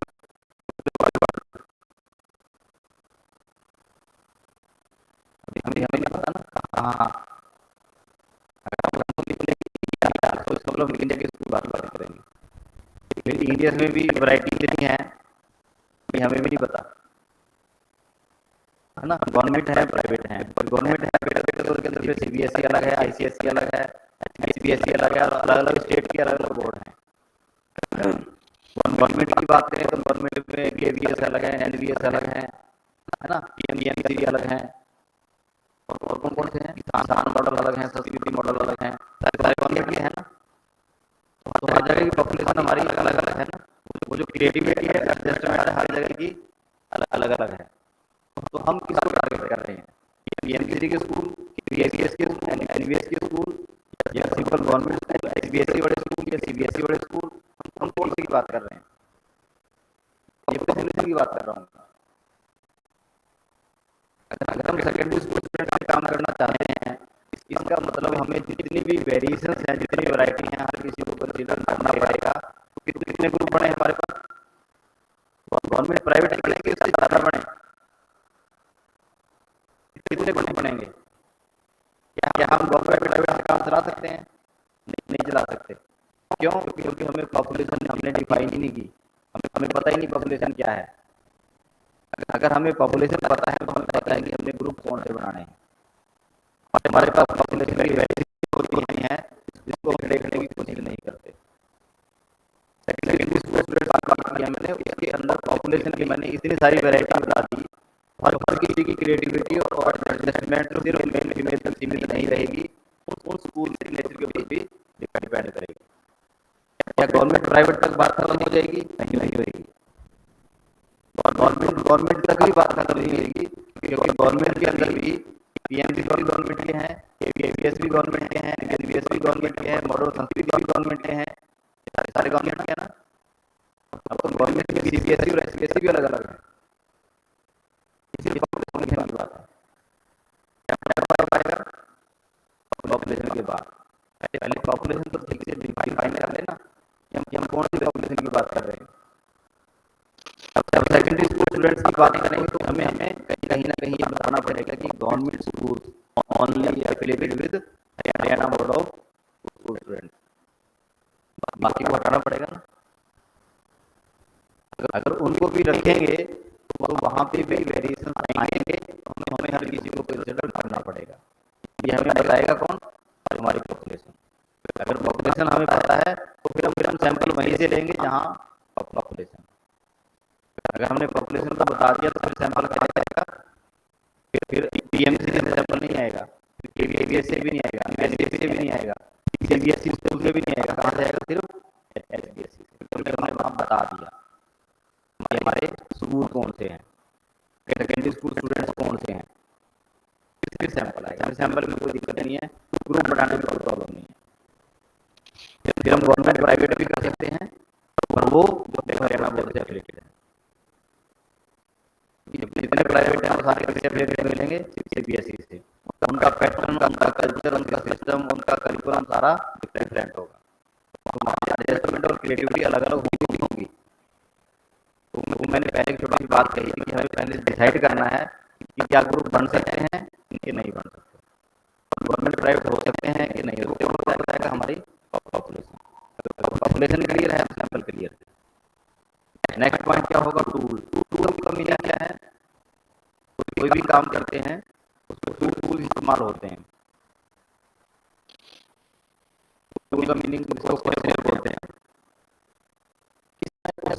बात करेंगे डिपेंड करेगा हमारा टॉपिक क्या है। अगर टॉपिक क्रिएटिविटी का, एडजस्टमेंट का है, या टीचिंग मेथड का है, टीचिंग कॉम्पिटेंसी का है, तो उसी से रिलेटेड जो क्वेश्चनर बनेगा वो हमारा टूल होगा। क्या टूल में क्वेश्चनर होगा? ये भी जरूरी नहीं है, टूल में इंटरव्यू भी हो सकता है। इंटरव्यू कब होगा और क्वेश्चनर कब होगा, ये डिपेंड करेगा कि हमारा टॉपिक या हमारी प्रॉब्लम किस तरह की है। अगर प्रॉब्लम हमारी क्रिएटिविटी की या एडजस्टमेंट की है तो शायद हम क्वेश्चनर इस्तेमाल करेंगे। अगर प्रॉब्लम हमारी कोई इवेल्युएट है तो वहाँ पे शायद हम क्वेश्चनर इस्तेमाल नहीं करेंगे, वहाँ पे हम इंटरव्यू करेंगे। स्टडी दो तरह के होते हैं, क्वालिटेटिव और क्वांटिटेटिव। अगर हम क्वांटिटेटिव स्टडी करते हैं तो क्वेश्चनर इस्तेमाल होते हैं, क्वालिटेटिव करते हैं तो इंटरव्यू या तो इंटरव्यू होगा या फिर ऑब्जर्वेशन होगा। टूल कौन होगा अभी हमें कौन बताएगा? हमारा सर्च मेथड किस तरह का है, हमारी सर्च की नेचर क्या है, क्वालिटेटिव है या क्वांटिटेटिव। उसके बाद हम टूल डिसाइड करते हैं। टूल काम क्या है हमारे लिए? टूल क्या काम करता है, क्या करता है?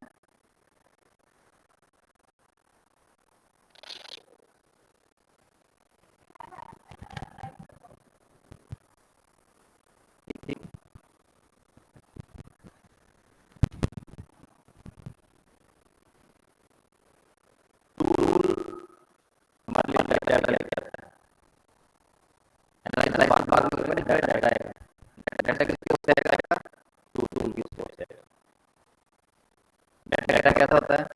काउंटिंग होती है ना, 15, 20, 5, 10, 5, 20, 400। मान लीजिए हमने आपका टेस्ट ले लिया, उसमें 100 नंबर का पेपर था, 100 में से किसी की 15 है, किसी की 30 है, किसी की 40 है, किसी की 40 है। तो क्या है? मेरे पास डाटा है, टूल आया है, टेस्ट के थ्रू आया, क्वेश्चनर के थ्रू आया। अब इसको एनालाइज करना है। जो स्कोर आया 15, 20, 50, क्या क्या कहेंगे हमारा रिजल्ट कैसा है? अच्छा है, बेकार है, बुरा है? कैसे पता लगेगा? हर किसी का रिजल्ट तो अपना अपना है ना, इंस्टीट्यूशन का कैसा है वो कैसे पता लगेगा? उसके लिए स्टैटिस्टिक्स लगेगी। इसलिए नेक्स्ट पॉइंट है, डाटा तो है, डाटा हमारे किसी काम का नहीं है जब तक हमारे पास स्टैट नहीं है।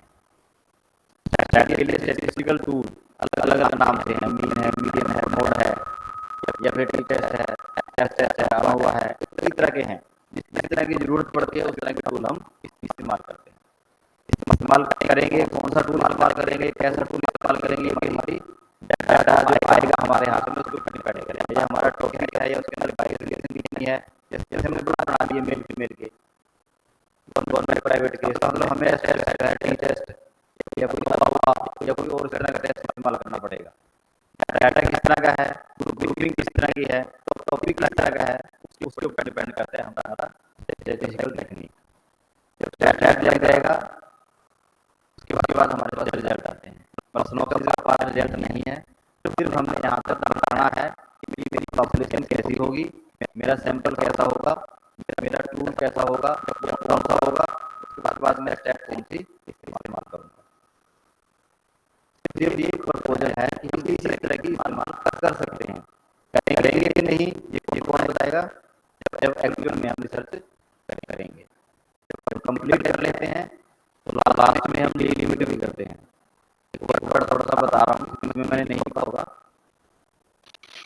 अभी हमने बात की थी ना कि सेकेंडरी स्टूडेंट्स अपने ब्लॉग में तो बता दिया, वो सेकेंडरी स्टूडेंट तो मैंने वेरीफाई किया ना कि नेशनल लेवल के या इंटरनेशनल लेवल के।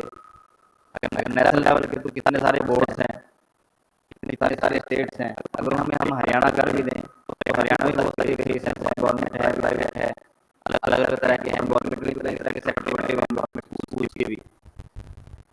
अब अगर हम डिलिमिट करना चाहेंगे तो वहाँ बता सकते हैं कि सिर्फ हमने गवर्नमेंट स्कूल के वो हरियाणा बोर्ड से एफिलिएट। ये मैंने क्या किया कि डिलिमिट किया, टॉपिक में कहीं नहीं लिखा, मैंने अपना दायरा बता दिया कि इससे ज़्यादा मैं नहीं कर पाऊंगा, तो मुझे चेकआउट लगाना पड़ेगा। अगर मैंने उसको नहीं लिखा इसका मतलब मैं क्यों, मेरे को क्वेश्चन हमेशा रहेगा कि कौन से सेकेंडरी स्कूल स्टूडेंट्स,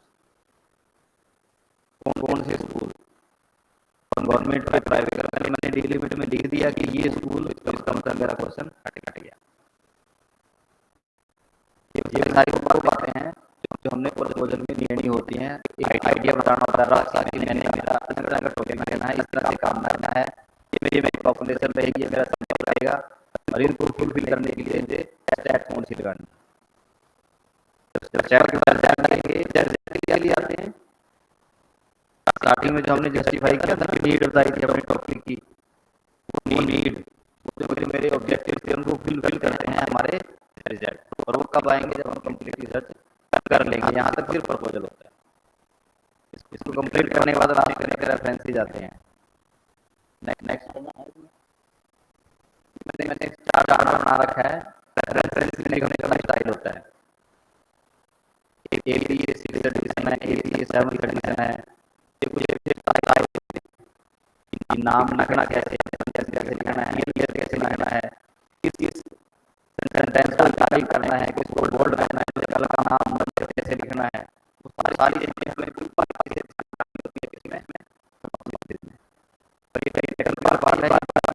मेहनत बातें हैं जो मैंने बताई हैं वो नॉर्मल हैं। वो अगर हमें पता है कि हम काम क्यों कर रहे हैं, सारी बातें इसकी सिस्टम है कि इसकी हम कुछ चेंज नहीं कर सकते। हम समझ नहीं लिख सकते, पहले लाएगा टूल से ही डाटा एनालाइज करने के लिए स्टैट की जरूरत पड़ेगी। टूल से पहले पॉपुलेशन नहीं कर सकते, पहले पॉपुलेशन होगी, सैंपल होगा, फिर टूल पे जाएंगे। इसी सिस्टमेटिक है, तो पॉइंट आना है वही रहेगा। इसी पैटर्न में, इसी स्टेप में हमने अपना काम करना होता है। बाकी आप लोग मेरे से क्वेश्चन पूछ सकते हैं अगर आपको कोई क्वेरी है तो।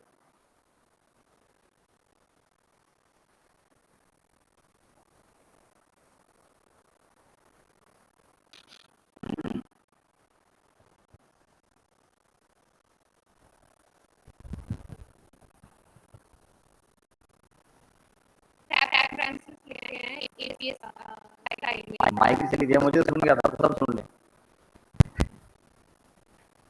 APA सेल में रेफरेंस कैसे लेते हैं, वो पैटर्न ऑलरेडी एक PDF फाइल हमारे पास पड़ी है, मैंने उसे एग्जाम कर लिया था।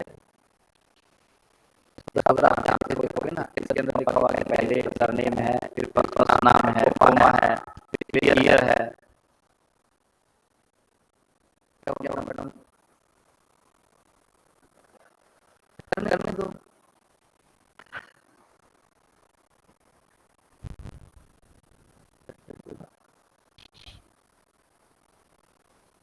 रेफरेंसेस कैसे लिख रहे हैं, जैसे हमने इसमें लिख रखा है, आप ध्यान से देखो, पहले हमने लिखा हुआ है, फिर उसका एक लेवल लिखा हुआ, डॉट लगा हुआ है, मतलब ऐसी बनाने ऐसे लिखने भी होते हैं। डॉट लगेगा, फिर उसके अंदर ड्राइव लिखा जाएगा, फिर फुल स्टॉप होगा, डॉट होगा, फिर टॉपिक का नाम होगा, फिर उसके बाद जनरल का नाम होगा, वो इटालिक होगा। जनरल का इशू नंबर कौन सा है, वॉल्यूम नंबर कौन सा है, वो ब्रैकेट में होगा। फिर पेज कहाँ है वो इस तरह लास्ट में लिखा होगा 20 से 125। इस तरीके से लिखेंगे, वो हमारा एपीए का 6th एडिशन का स्टाइल है। और बाकी इसको और आगे कैसे लिखना है, वो पूरी एक पीडीएफ है। बुक को कैसे लिखना है, बुक चैप्टर को कैसे लिखना है, जनरल कोई है उसको कैसे लिखना है, न्यूज़पेपर का आर्टिकल है उसको कैसे लिखना है, ऑनलाइन कोई मैटर उठाते हैं उसको कैसे लिखना है, हर किसी का अलग स्टाइल है, एकदम पूरी पीडीएफ है 20 पेज की। ठीक है, आप डाउनलोड करते हैं, आप सीख भी सकते हैं, उसमें बता रखा है 1 by 1 करके। ठीक है,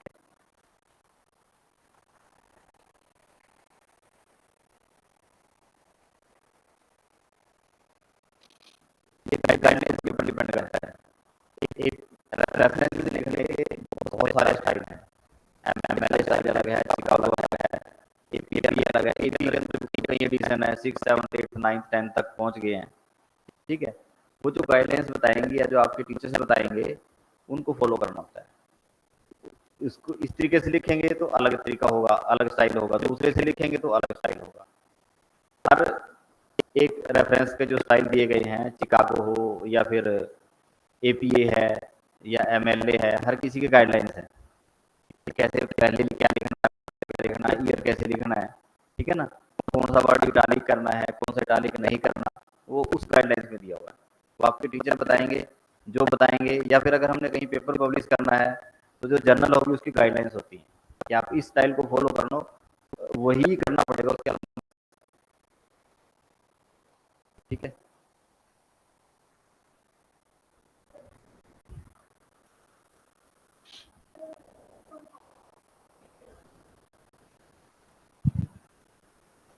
assumptions and hypothesis difference. assumptions को आप क्या मानते हो? Did we let something about? assumptions क्या होती है? मान्यताएं होती हैं, Yeah. फिक्स। ठीक है, इकोनॉमिक्स पढ़ रखी है किसी ने?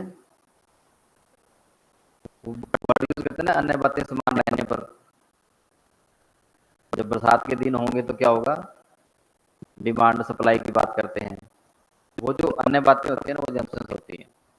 अगर मौसम सही रहेगा, बरसात आएगी तभी छतरी बिकेगी, अगर बरसात के दिनों में बरसात नहीं आएगी तो छतरी नहीं बिकेगी। ये assumptions होती है कुछ। जैसे हमने स्टैट की बात करें, इसके अंदर कुछ टेस्ट ऐसे हैं वो assumptions के बेस पे डिपेंड करते हैं कि अगर ऐसा ऐसा होगा तभी उन टेस्ट अप्लाई कर सकते हैं, तो नहीं कर सकते। जैसे आप अगर एमएड कर रहे हो, उसमें पैरामीट्रिक नॉन पैरामीट्रिक टेस्ट पढ़ोगे, उसकी कुछ assumptions हैं, कुछ मान्यताएं हैं। अगर पॉपुलेशन होमोजीनियस होगी, पॉपुलेशन में सैंपल रैंडमली सेलेक्ट किया होगा, उसका डाटा एनपीसी के ऊपर होगा, तभी वो टेस्ट अप्लाई करेंगे। अगर वो इस तरह की कंडीशंस नहीं होंगी तो अप्लाई नहीं करेंगे। ये assumptions हैं, हाइपोथेसिस नहीं है। ठीक है, गैप होता है, बुक्स में लिखा होता है, वो स्टार्ट करते हैं कि assumptions से स्टार्ट होती हैं, फिर उनको हाइपोथेसिस में कन्वर्ट कर लिया जाता है। ठीक है, Thank you, sir.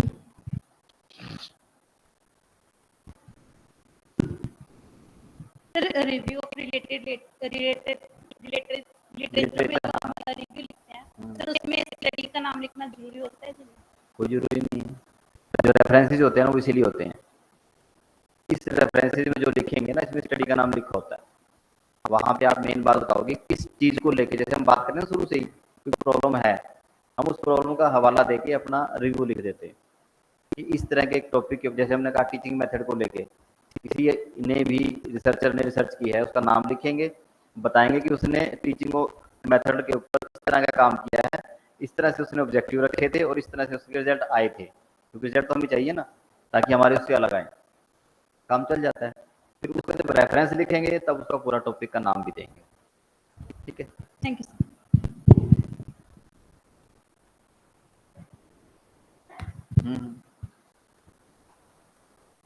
बता दो, अब पूछ लो।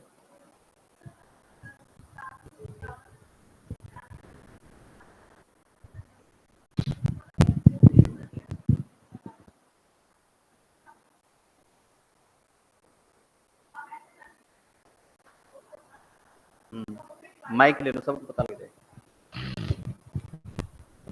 जब हम सैम्पलिंग सर पहले मेंशन करते थे, हम लोग ऐसे करते थे कि सपोज 200 सैंपल लिए, तो हमने डिवाइड कर दिया कि 100 हम मेल लेंगे, 100 फीमेल लेंगे, 50 उधर से गवर्नमेंट और 50 प्राइवेट होंगे, इस तरह से। सर ने कुछ और बताया था, तब आप साथ थे, तो बस वही क्लियर करना है कि वो कैसे करना था, जो सैंपल डिजाइन। मुझे वहां जाना पड़ेगा। मतलब कुछ इस तरह से था, शायद उसमें शायद नंबर ऑफ स्कूल्स पहले थे कि 4 स्कूल्स, या मतलब मुझे एग्जैक्टली याद नहीं है, लेकिन मैंने कॉपी जरूर किया था उस चीज को। मैं बताता हूँ, वो जब हम उसको लिखते हैं ना, जब चार्ट बनाते हैं, फ्लो चार्ट बनाते हैं, या उसको डिस्क्रिप्शन देते हैं, उसकी बात कर रहे हो आप। वो डिपेंड करता है, ऐसा नहीं है कि भाई उसका कोई पैटर्न है। बात है कि उसके अंदर क्लैरिटी होनी चाहिए। अभी कल भी एक हमारे डिपार्टमेंट में कोई पीएचडी की सिनॉप्सिस प्रेजेंटेशन थी, तो उसका सैंपल मैंने ही ठीक कराया था। वो सिर्फ इसी वे में था कि ऊपर लिख दिया कि हमने 550 स्टूडेंट्स ले लिए सैंपल के तौर पे पॉपुलेशन से, 6 डिस्ट्रिक्ट ले लिए, हर एक ब्लॉक से हमने 2-2 स्कूल ले लिए, 2 गवर्नमेंट ले लिए, 2 प्राइवेट ले लिए, फिर हमने हर एक स्कूल से 8-8 टीचर ले लिए। इतने हमारे टोटल सैंपल हो गया। मैंने उसको एक ही क्वेश्चन कहा कि 550 बना के दिखाओ, क्योंकि लिख दिया ना शब्दों में, ऐसे ऐसे हो गया, इतने वहां से ले लिए, इतने वहां से लिए, इतने वहां से ले लिए। जब उसने बनाए तो 550 नहीं बनते थे, क्योंकि जब हर किसी डिजिट के पीछे 4 आ रहा है, 8 आ रहा है, तो 550 कैसे होगा? मैथमेटिकली तो कहीं भी नहीं बनेगा। तब उसको सिर्फ इतना बताया था कि पहले आप लिखोगे आपका डिस्ट्रिक्ट, फिर ब्लॉक, ब्लॉक कितने 2, एक ब्लॉक से कितने 4 स्कूल, 4 ऊपर 4 नीचे, कितने हो गए 8 स्कूल, 8 स्कूल में एक स्कूल में कितने टीचर हो गए 5, तो 8 स्कूल में 5 टीचर एक में हो गए तो कितने हो गए 40। ऐसे ही हुआ, कुछ और हुआ? ये दिख रहा है ना साफ कि पहले क्या था डिस्ट्रिक्ट, फिर ब्लॉक में स्कूल, फिर स्कूल में टीचर, यहाँ लास्ट में टीचर आ गया हमारे पास। ये एक डिस्ट्रिक्ट का था। ऐसे दूसरी डिस्ट्रिक्ट का लेंगे, फिर तीसरे डिस्ट्रिक्ट का, फिर चौथे डिस्ट्रिक्ट का। अगर 4 डिस्ट्रिक्ट मेरे पास हैं, अगर एक में 40 है तो नीचे टोटल कितना होगा? कितना होगा? इतना ही होगा ना, क्या कम होगा? ठीक है, आप कैलकुलेशन कर लेना, मुझे नहीं आती। ये समझ गए ना आप? सिर्फ इतना है कि भी हमने डिस्ट्रिक्ट एक लिया, फिर ब्लॉक लिए, फिर ब्लॉक में कितने स्कूल लिए, फिर स्कूल में से टीचर कितने लिए। आप एक एक कॉलम में बढ़ाते जाओ, लास्ट में जाके हमारा टोटल हो जाएगा। अब एक डिस्ट्रिक्ट लेंगे, 2 लेंगे, 4 लेंगे, 10 लेंगे, वो अपने आप सारा कैलकुलेशन सेम रहेगा, तो कन्फ्यूजन रहेगी नहीं। वो जब हम लिखते हैं ना फ्लो चार्ट बना के, 2 टीचर ले लिए, 2 मेल ले लिए, फिर हमने इधर गवर्नमेंट कर दिया, इधर प्राइवेट कर दिया, एक तरफ हमने ग्रामीण रूरल कर दिया, एक तरफ अर्बन कर दिया, वहाँ दिक्कत आती है। क्या पहले क्या बाद में, बनाओ ही मत ऐसे। एक टेबल बनाओ, पहले ये, फिर ये, फिर ये, लास्ट में अपने आप टोटल आ जाएगा, गलती होगी नहीं। सैंपल छोटा हो या बड़ा हो, कभी मिस्टेक नहीं होगी, ना ही कोई चैलेंज करेगा, ना ही कोई पूछेगा। बस ऊपर नीचे एक लाइन लिखनी है कि सैंपल हमने लिया कैसे, रैंडमली लिया या विदाउट रैंडम लिया, हमारा काम चल जाएगा। और कोई क्वेश्चन? सर मेरा क्वेश्चन ये था, जैसे कि रिसर्च में हमने फुल कैरियर अपना बनाना है, जैसे हम कंप्लीटली यही करना चाहते हैं, तो हमें क्या करना होगा, या कौन सा कोर्स? क्या आपका? Yes sir. सब्जेक्ट क्या है आपका? Sir subject maths and science, BEd में टीचिंग सब्जेक्ट्स। ठीक है। एमएससी कोई मास्टर डिग्री कर रखी है? Sir BSc non medical. अभी करनी है, रिसर्च में जाना है? Yes sir. सर सोच रहे हैं एक सर हमने प्रोजेक्ट पर भी काम किया है, जैसे यहाँ पर एलएलएफ के साथ लैंग्वेज के ऊपर काम किया था, ऑक्सफोर्ड यूनिवर्सिटी से प्रोजेक्ट कोलैब किया था, तो हमने उसमें लैंग्वेज पर काम किया सर, वही बच्चों की मौखिक भाषा के ऊपर। तो सर ऐसा मेरा मन था कि अगर हमें वहाँ पर तो प्रॉमिस फाउंडेशन हमें जैसे एक्सपोर्ट कर रहा था, यहाँ पर कोई एनजीओ वगैरह या ऐसे देखने को नहीं मिलते, और हमने सुना भी नहीं था इस लाइन में भी जाने का। अगर यहाँ पर हम ऐसे इस लाइन में जाना चाहते हैं तो हमें क्या करना होगा, या कौन यहाँ पर सपोर्ट करता है इस चीज को? रिसर्च में जाना है कोई मुश्किल काम नहीं है, बस अभी जो मैंने स्टार्टिंग में एप्टीट्यूड की बात की थी ना, वो हमारे अंदर होना चाहिए। जैसे मैंने टीचिंग एप्टीट्यूड की बात की थी, दूसरी जो अगर रिसर्च में जाना है तो रिसर्च एप्टीट्यूड होना चाहिए। रिसर्च की बातें हमारे अंदर होनी चाहिए, पकड़ में आना चाहिए। आपने काम कर रखा है पहले किसी प्रोजेक्ट पे, अगर आप उस फील्ड में जाना चाहते हो, एक तो स्पेशल जैसे SCRT है, NCRT है, जैसे गवर्नमेंट स्कूल में टीचर लग जाते हैं, तो बहुत सारे लोग जिनका रिसर्च में इंटरेस्ट होता है वो डेपुटेशन करा के SCRT चले जाते हैं, वो है ही रिसर्च सेंटर, स्कूल कैडर की बात कर रहा हूँ। कुछ लोग जो हायर एजुकेशन में जाते हैं वो NCRT है, वहाँ पे होता कुछ नहीं, वहाँ रिसर्च ही होती है, बड़े बड़े प्रोजेक्ट होते हैं, ये गवर्नमेंट सेक्टर है। अगर उस फील्ड में जाना चाहते हो और इंटरेस्ट आपका है तो कहीं ना कहीं देर सवेर पहुँच जाओगे। जैसे मेरा मन है कि मैंने भी वहाँ प्रोजेक्ट में काम करना है, तो अभी मैं यहाँ तक आया हूँ, मतलब रास्ता आसान नहीं है। होता है कि मैं भी ये सोच रहा हूँ कि किसी दिन मुझे मौका मिले तो शायद मैं भी NCRT में जाके बैठूँ और वहाँ पे रिसर्च करूँ। रिसर्च का मतलब क्या है कि जो हमारा स्कूल सिस्टम है या जो हमारा एजुकेशन का जो पैटर्न है उसको बदलना है या उसमें कुछ इम्प्रूवमेंट करनी है और मैं चाहता हूँ कि मैं करूँ, तो मुझे रिसर्च में जाना पड़ेगा, मुझे कुछ ना कुछ आउटपुट देनी पड़ेगी। वो एक दिन 2 दिन का काम नहीं है, सालों का काम है, सदियों का काम है, बहुत सारा वक्त चाहिए। और जिस फील्ड में आप कहते हो कि हमें कोई प्रोजेक्ट मिलना है या प्रोजेक्ट लेना है, तो यहाँ पे बहुत सारे NGO है जो काम कर रहे हैं, बहुत सारों को मैं पर्सनली जानता भी हूँ। अपने सिरसा में भी NGO काम कर रहे हैं और वो भी गवर्नमेंट के साथ मिलकर काम कर रहे हैं। असर का नाम सुना है कभी? प्रथम का नाम सुना है? असर का सुना है, प्रथम का नहीं सुना।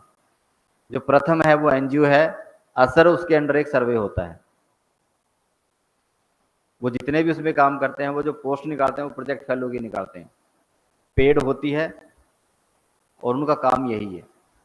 वो क्वेश्चनर भी डेवलप करते हैं, सर्वे भी करवाते हैं और उसके रिजल्ट भी निकालते हैं।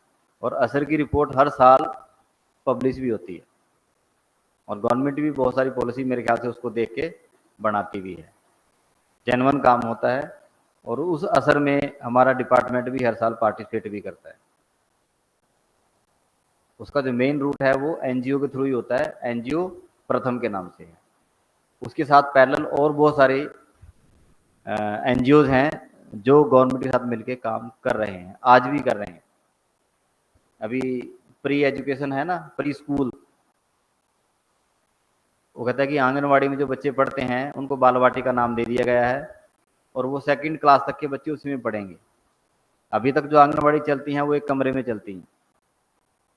अब एक NGO को काम दिया है कि अब आंगनवाड़ी को सेटअप कर रहा है गवर्नमेंट की तरफ से, उनको इस लेवल का बना रहा है कि उसको प्ले वे बनाया जाए गवर्नमेंट सेक्टर में। तो ये किसको काम दिया गया? NGO को। किसने दिया? गवर्नमेंट ने। 1000 बाल वाटिकाएं हमारे सिरसा डिस्ट्रिक्ट में भी तैयार हो चुकी है। तो NGO काम करते हैं, ऐसा नहीं है नहीं करते, पर यह है कि ढूंढने की जरूरत है। आपने कहा कि मेरा इंटरेस्ट है, तो अगर आप सोचोगे तो कहीं ना कहीं मिल जाएंगे। 1-2 नाम मैंने बता दिए और बहुत सारे नाम हैं। कभी आपको लगता है कि जरूरत है तो यूनिवर्सिटी में बात कर लेना, मैं संपर्क भी करवा दूंगा, आपकी सपोर्ट भी हो जाएगी, कर सकते हैं। हाँ। और कोई क्वेश्चन या मैं अपनी बात खत्म करूं बस? ठीक है। अंत में आप सभी का धन्यवाद, थैंक यू कि आपने बड़ा धैर्य से मेरे को सुना और समझा कि नहीं समझा आपको पता होगा, पर फिर भी अगर आपकी क्वेरी है तो अपने टीचर से पूछ सकते हैं और पूछना भी चाहिए। ठीक है, थैंक यू। कॉलेज का, कॉलेज टीम का, प्रिंसिपल का, मैडम का, सभी का बहुत बहुत थैंक यू वेरी मच।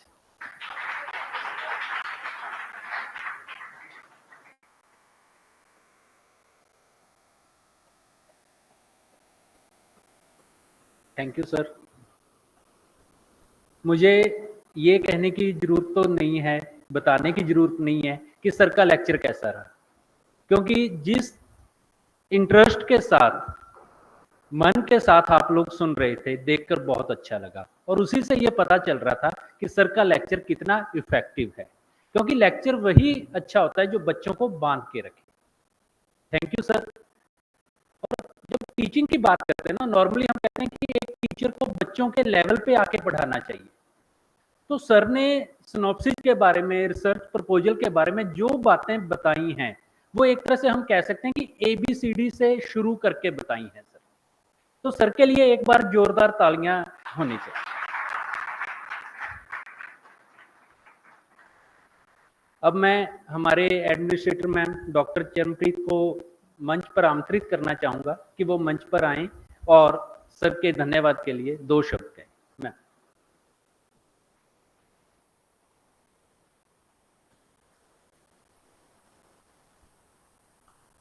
नंदन सदगुरु तेरा ही आसरा। Thank you Sandeep sir. सबसे पहले तो मैं बेहद शुक्रगुजार हूँ प्रोफेसर राजकुमार जी की, जो एजुकेशन डिपार्टमेंट CDLU से आज हमारे बीच आए हैं। बहुत ही सुलझे हुए और बड़ी पेशेंस वाले हैं, जैसे मैंने इनको देखा है। तो हम कई बार डिस्कस करते हैं कि सर को कभी गुस्सा भी आता होगा। तो आज मैंने ये बात सबके सामने बोली है, क्योंकि कई ऐसी पर्सनैलिटीज होती हैं इतनी कूल, इतने बिजी शेड्यूल में एक बार इनकी ड्यूटी यहाँ आ गई। तो ये नैक का काम चल रहा था, सर को इतने फोन आ रहे थे, हम भी रियली में देख रहे थे कि कितनी पेशेंसली वो बड़े प्यार से बात कर रहे थे। तो बच्चों, इन्होंने बहुत शॉर्ट टाइम में, हमने इनको मैसेज किया, इनसे पूछा और बड़ी शिद्दत से हम इनको बुलाना चाहते थे, लेकिन समय की बहुत कमी थी, इनके पास बिजी शेड्यूल। लेकिन इन्होंने हमें पहले, जब हमने इनको पहली कॉल की तो तभी इन्होंने हमें अब हमारा जो आमंत्रण था उसको स्वीकार किया। तो मैं तहे दिल से शुक्रगुजार हूँ, बेहद शुक्रगुजार हूँ सर आपकी, कि आपने हमें समय दिया। और बहुत अच्छी बात है, आपने सर के लिए मेरे बिना कहे तालियां बजाई हैं। और सेकेंडली मैं कहती हूँ, आज तालियां अपने लिए भी बजा लो। कहते ना, कई बार कोई बात आप के मुंह से रुकती नहीं है। आज मैं आपकी भी तहे दिल से शुक्रगुजार हूं कि आप इतने चेहरे लेकर यहाँ पर सर को सुनने के लिए आए हैं। ये खाली चेयर्स के दर्शन करते हम ऊब जाते हैं। और देखो, सर तो बहुत बिजी शेड्यूल में है। मैं एक बात ऐड करना चाहूंगी कि आज की जनरेशन जो है वो बेहद बिजी है सर, शायद आपको भी पता होगा। इस सोशल मीडिया के जमाने में सर, इनके पास समय नहीं होता। सर ने बात की थी कि एक्शन रिसर्च होती है, ये भी हो सकती है कि डिसिप्लिन की बात, कि कौन डिसिप्लिन, कैसा डिसिप्लिन और कितना डिसिप्लिन। सर आजकल तो इनडिसिप्लिन ढूंढने भी बड़े मुश्किल हैं। वो इनडिसिप्लिन होते हैं लेकिन हमें पता ही नहीं चलता। ये जो सोशल मीडिया है, एक हमारा जमाना था सर, तो हमारे जमाने में ना हम मुझे अपना टाइम याद आ रहा है, हम ना डायरी लिखा करते थे और वो ऐसी खुफिया होती थी, यूं छुपा के रखते थे कि कोई पढ़ ना ले, किसी फ्रेंड को भी हम पढ़ने नहीं देते थे। आज वाले 4 अक्षर लिखते हैं और फिर उसमें बिजी हो जाते हैं कि किस किस ने देखा, क्या क्या कहा। मतलब बच्चों, अगर आप अपना सेल्फ एनालिसिस करें कि सारे दिन में आपने सोशल मीडिया को कितने टाइम के लिए पूजा, और अगर वही पूजा कहीं और हो जाती तो मैं सबको बड़ी बुरी लग रही होंगी। लेकिन एक वक्त आएगा आपको हमारी बातें याद आएंगी। तो सर वही बात है ना, जैसे बंदर को अदरक मिल गया तो वो इनको ये मिल गया, बस पता नहीं फिर क्या क्या करते।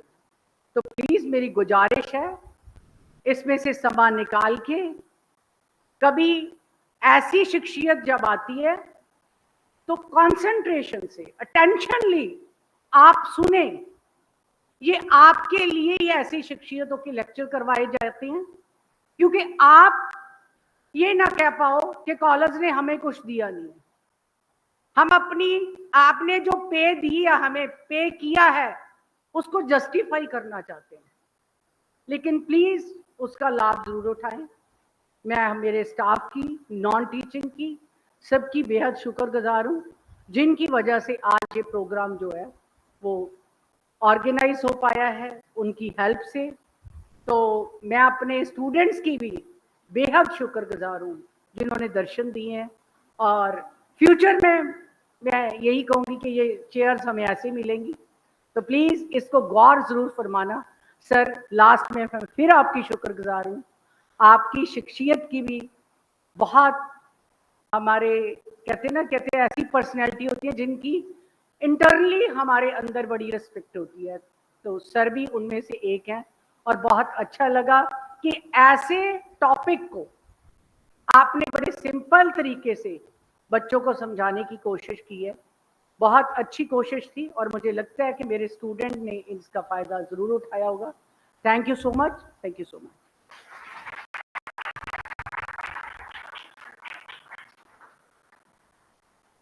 Thank you ma'am. मैं डॉक्टर चरणप्रीत मैम और डॉक्टर रजनी बाला से रिक्वेस्ट करूँगा कि वो मंच पर आएं और हमारे मुख्य अतिथि को कॉलेज की तरफ से छोटी सी भेंट देकर सम्मानित करें। Ma'am please. और सर से भी रिक्वेस्ट करूँगा कि वो आएं और प्लीज़ हमारी तरफ से एक छोटे से भेंट स्वीकार करें।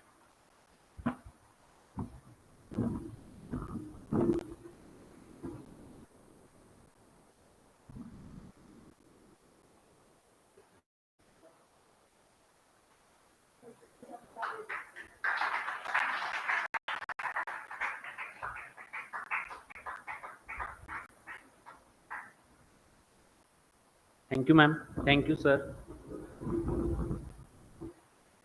अंत में मैं हमारी कॉलेज प्रशासन, प्रिंसिपल मैम, स्टाफ सदस्य और सभी स्टूडेंट्स जो ऑनलाइन और ऑफलाइन माध्यम से हमारे साथ जुड़े हुए हैं, सभी का धन्यवाद करता हूं। और स्पेशली हमारे मैम, प्रिंसिपल मैम और एडमिनिस्ट्रेटर मैम, उम्मीद करता हूं कि आगे भी ऐसे एक्टिविटीज, ऐसे लेक्चर्स होते रहेंगे जिससे हमें सीखने का मौका मिलेगा, और बच्चों ने सीखना है तो ऐसे कुर्सियां हमें भरी हुई मिलनी चाहिए, क्योंकि आओगे तो सीखोगे। Thank you very much.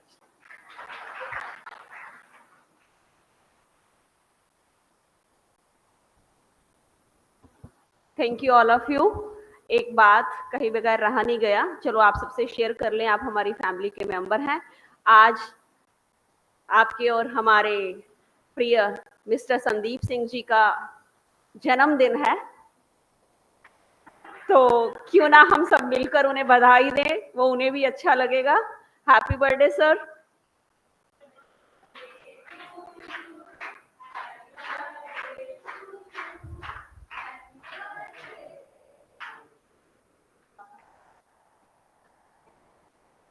Thank you ma'am, thank you students, ये मेरे लिए भी सरप्राइज है।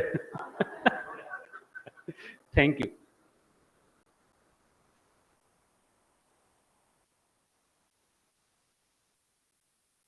पार्टी जरूर देंगे, आप लगातार 15 दिन कॉलेज आइए, मेरी तरफ से पक्की पार्टी आपको।